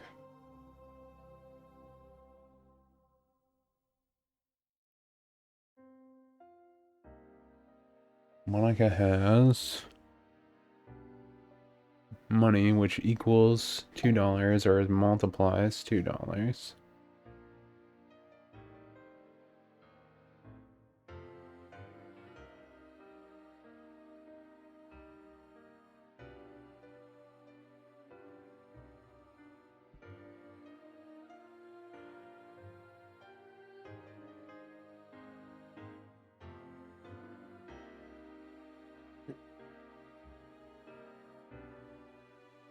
That was weird.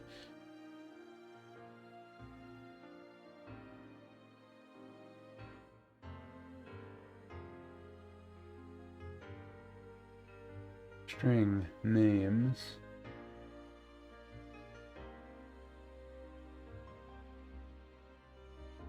Well, the second name in the string would be 2. So Monica has 2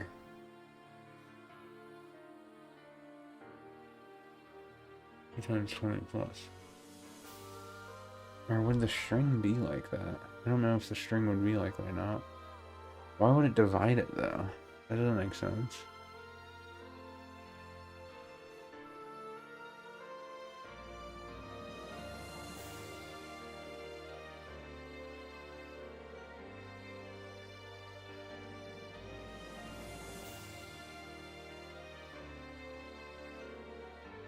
Oh wait.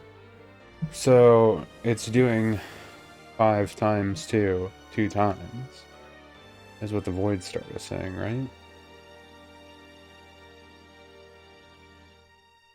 Like $5 is multiplied and equal to 2? Question mark?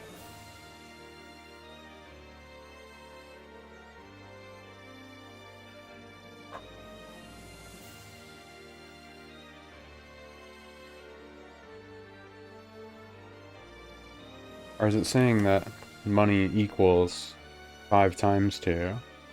So then that would equal to 10. So then you multiply it by 2 to make 20.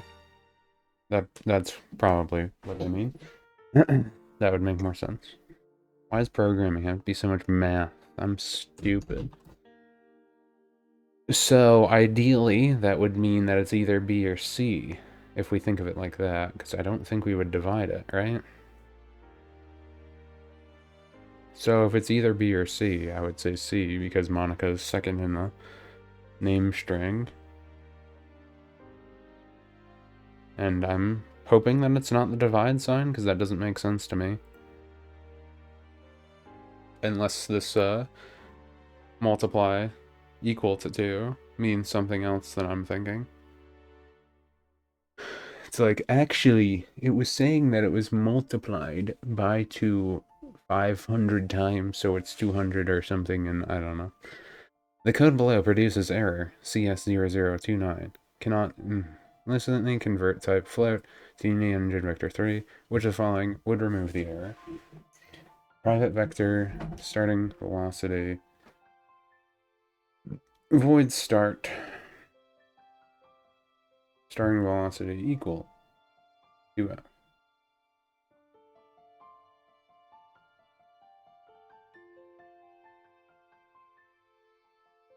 Change vector 3 to float.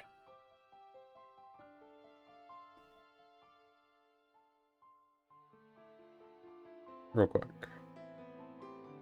quick. I'm just gonna...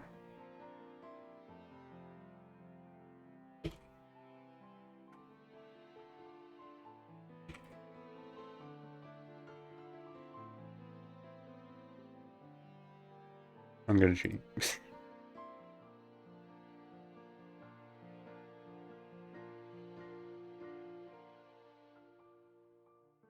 Sure. Whatever. Okay, so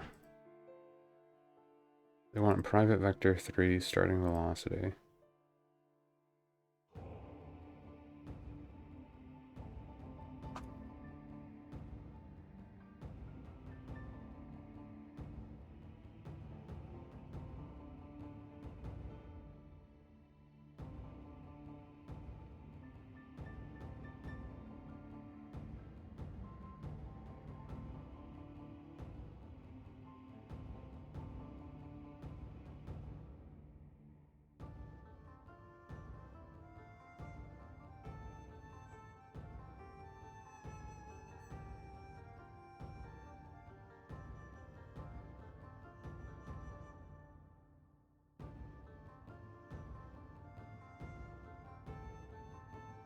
Convert type to float.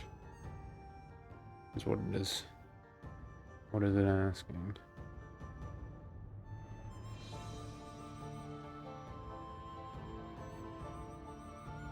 V.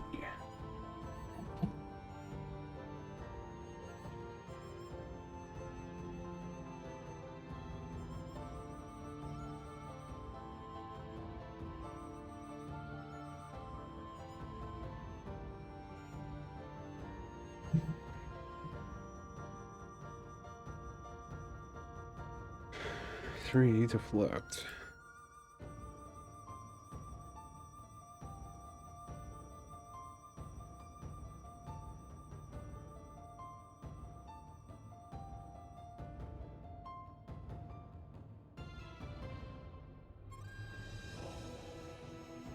Wait, what?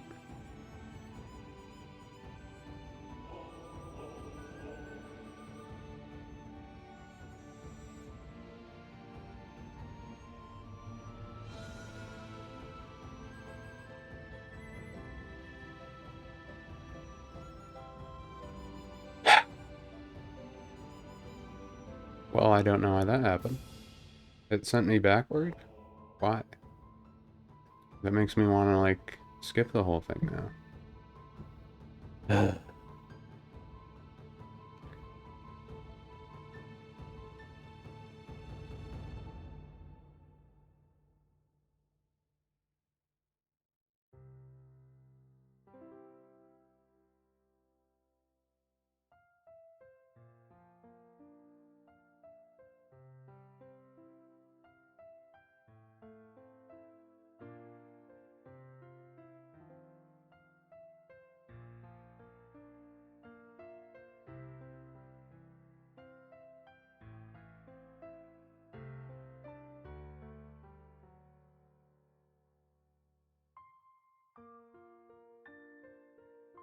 Yeah, that wouldn't have done it. Which of the following follows the Unity naming convention, especially if it relates to capitalization?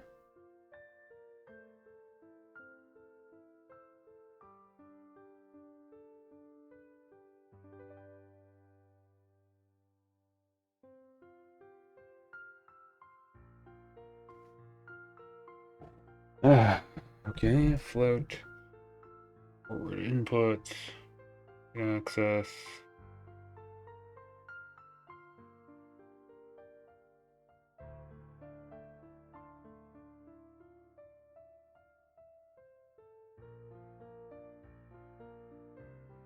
Okay, none of those.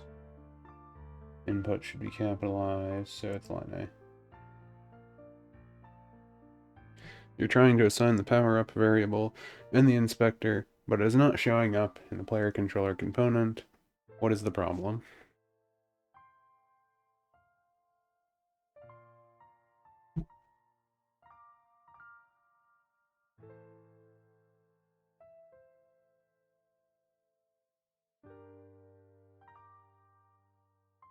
Not set to public.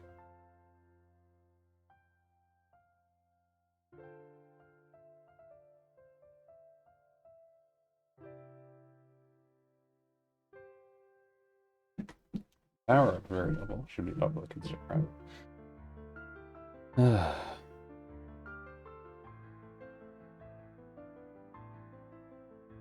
Okay, question 6. Your game has just started, and you see the error, unsigned reference expectation, the variable player indicator of a controller has not been assigned. What is likely the solution to this problem? Player indicator. Player control variable. In the player indicator, steps needs to be declared. Player. Well, yeah, usually that.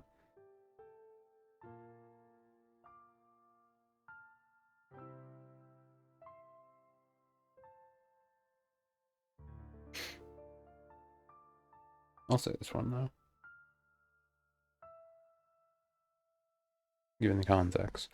You're trying to create a new method that takes a number and multiplies it by 2. Which method would you do? Which method would do that? You're trying to create a new method that takes a number and multiplies it by 2.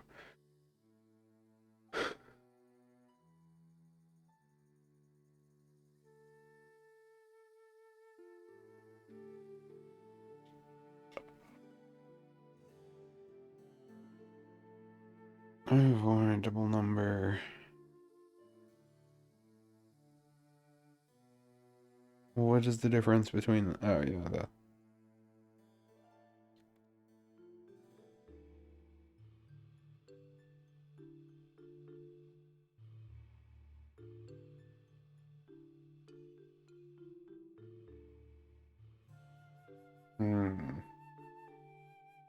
I want to say C. I don't know if it'll be C. I'm going to say C anyway. What comment best describes the code below? Element. On-trigger, collider, other. Started tags. This was the same question we got before. Like, this is exactly the same, right?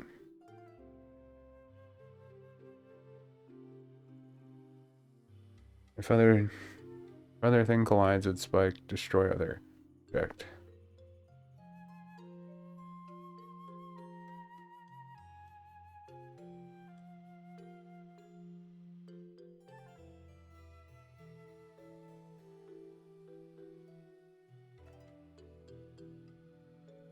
I'm probably reading these too quick. Cannot invest career. Fix this issue.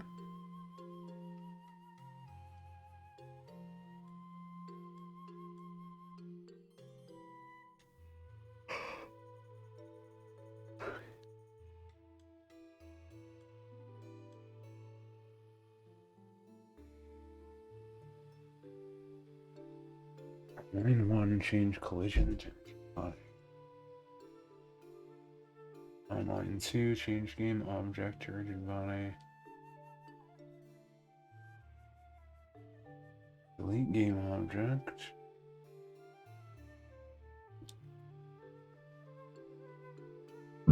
I think it's this one. Which of the following statements about functions and methods are correct? Functions, methods must be passed at least one parameter.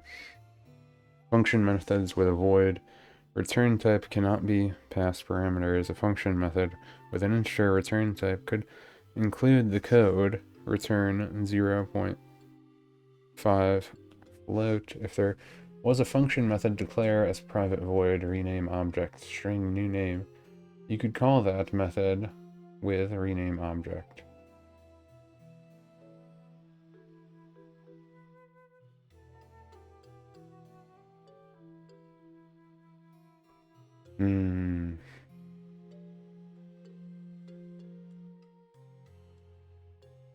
Only D is correct. I hate these questions. Why do they have to always give these questions? Well, A and B is correct. Only B is correct. B and C are correct. Only D is correct. None are correct. I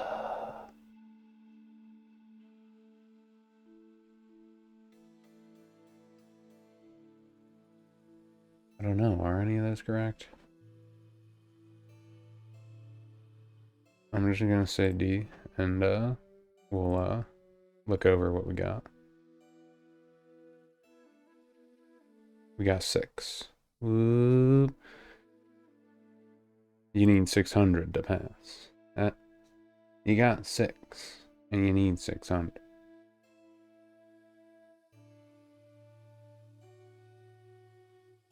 So wait, I got this $20 thing wrong.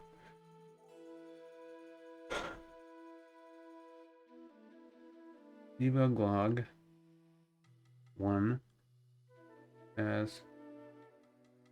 Oh, the array starts with... Oh my god. This stupid trick question.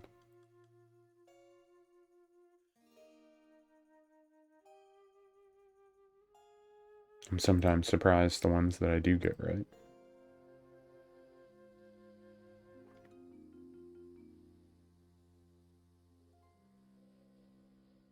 This is the one where I guess the float number. Since it needs to return a value, it should have a return type private float, as opposed to private void. Since it needs to take a number, it needs a float parameter, float number. So I got it half right. But it needed to be a float instead of a void.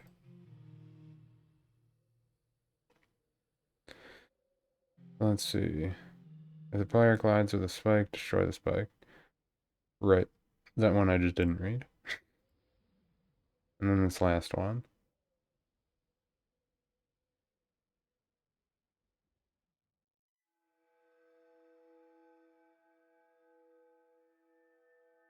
Wait. Which one is correct?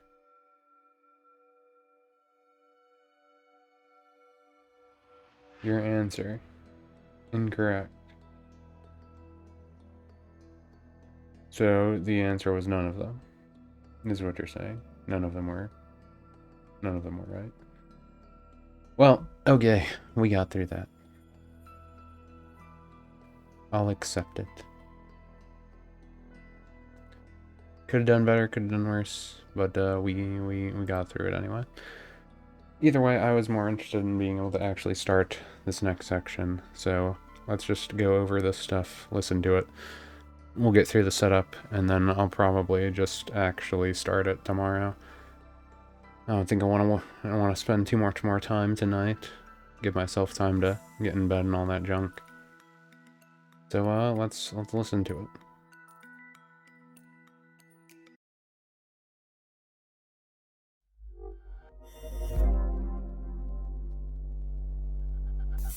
Up to this point, with all of our prototypes, when you clicked run, you would just get thrown right into the gameplay.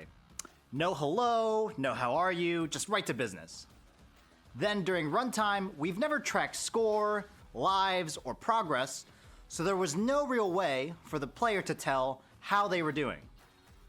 And finally, when the game was over, the only way to restart the game was to stop the project and rerun it. Well, in this unit, things are going to be different, because we are going to create a prototype that opens with a beautiful title screen where the player can choose the difficulty. Then during the game, the player's score will be tracked and displayed, and at the end, there will be a game over screen where the player will be able to restart without rebooting the entire application. That right there is a 5-star user experience. All of those elements you just saw, the title screen, menu buttons, score display, and game over screen, fall into the all-important mission-critical category of user interface, or UI for short. The UI includes any text, buttons, or display that the user can read or interact with during their experience, and that is going to be the focus of this unit. As you saw, having a UI in your project makes it look a lot more professional. But it also allows your project to be fully playable.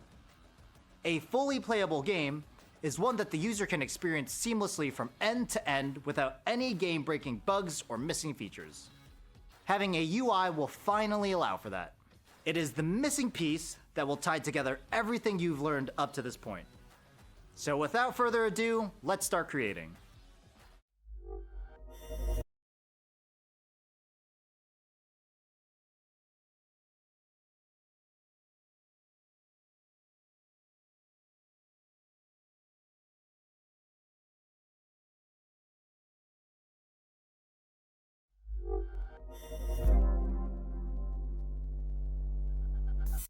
In this prototype, objects will be tossed into the air, and the user has to click on them to destroy them.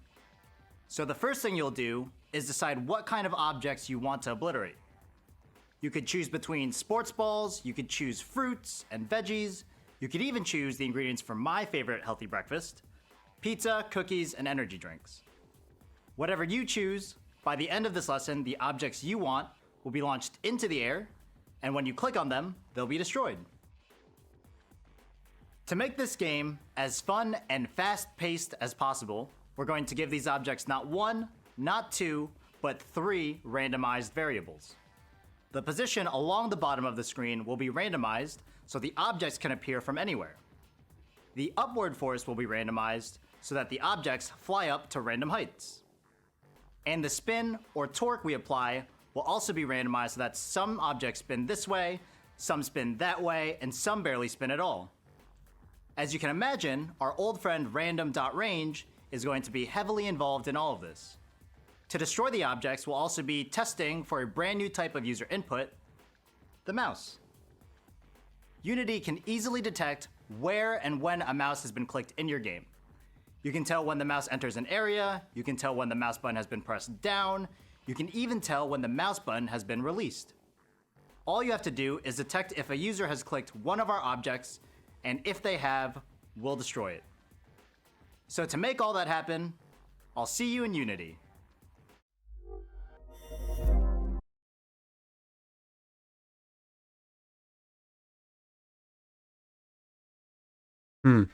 Huh. It seems like they're going to teach you how to make the game first. Since it's just a clicker game, it's not that complex, which I guess is a good way to do it, right? Well, they're just going like, we'll use everything that we already learned and throw it all up there. Swap out your assets. Maybe I'll actually start working on my personal project a little bit more. But this is the stuff that I really wanted to get into, so I could figure out how to actually make menus and stuff. And I think that will be pretty neat to see how it all comes together. More so just to see how you like make a score system, make a game over, make a retry, etc. What's the difficulty? Making a difficulty setting would be interesting too. I wouldn't need all of those things for a walking simulator type thing. That's a visual experience, but you know, maybe I'll make you be able to play basketball or something. I don't know. Something easy. Steal assets from all the free asset libraries. Make some scummy make my scummy VTuber model in horror game. I'm pretty sure these Vroid models can go in Unity, so I could try. I don't know how that would work, but I could try. I mean, I know how it would work in a sense. I just don't know how well it would move. My character does have legs and fingers and all that, so not sure. But yeah, for now, we started into Unit 5 now. I'll get all of these starter packs and junk ready for tomorrow. And yeah, we'll see how that goes. I might start doing some of the bonus stuff on my own, not sure.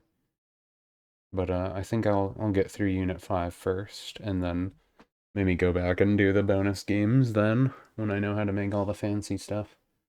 I'll probably be saving everything from Unit 5. To my little script manager, my little script already made stuff. Anyways, I'm gonna go. For anyone who dropped in, thank you for watching. Hope you learned along with me in some way, especially as I was doing the how do I figure out how to make the thing go off, and then realize later at the end when I read the hint, oh, I could have just done the if statement with an impulse instead of all of that. But the way I did it does work. It just has a cooldown. The way they do it is, you know, you can just always hold down the sprint button. So my way is more interesting gameplay-wise if you really think about it. Anyway, though, I'm gonna go. Bye.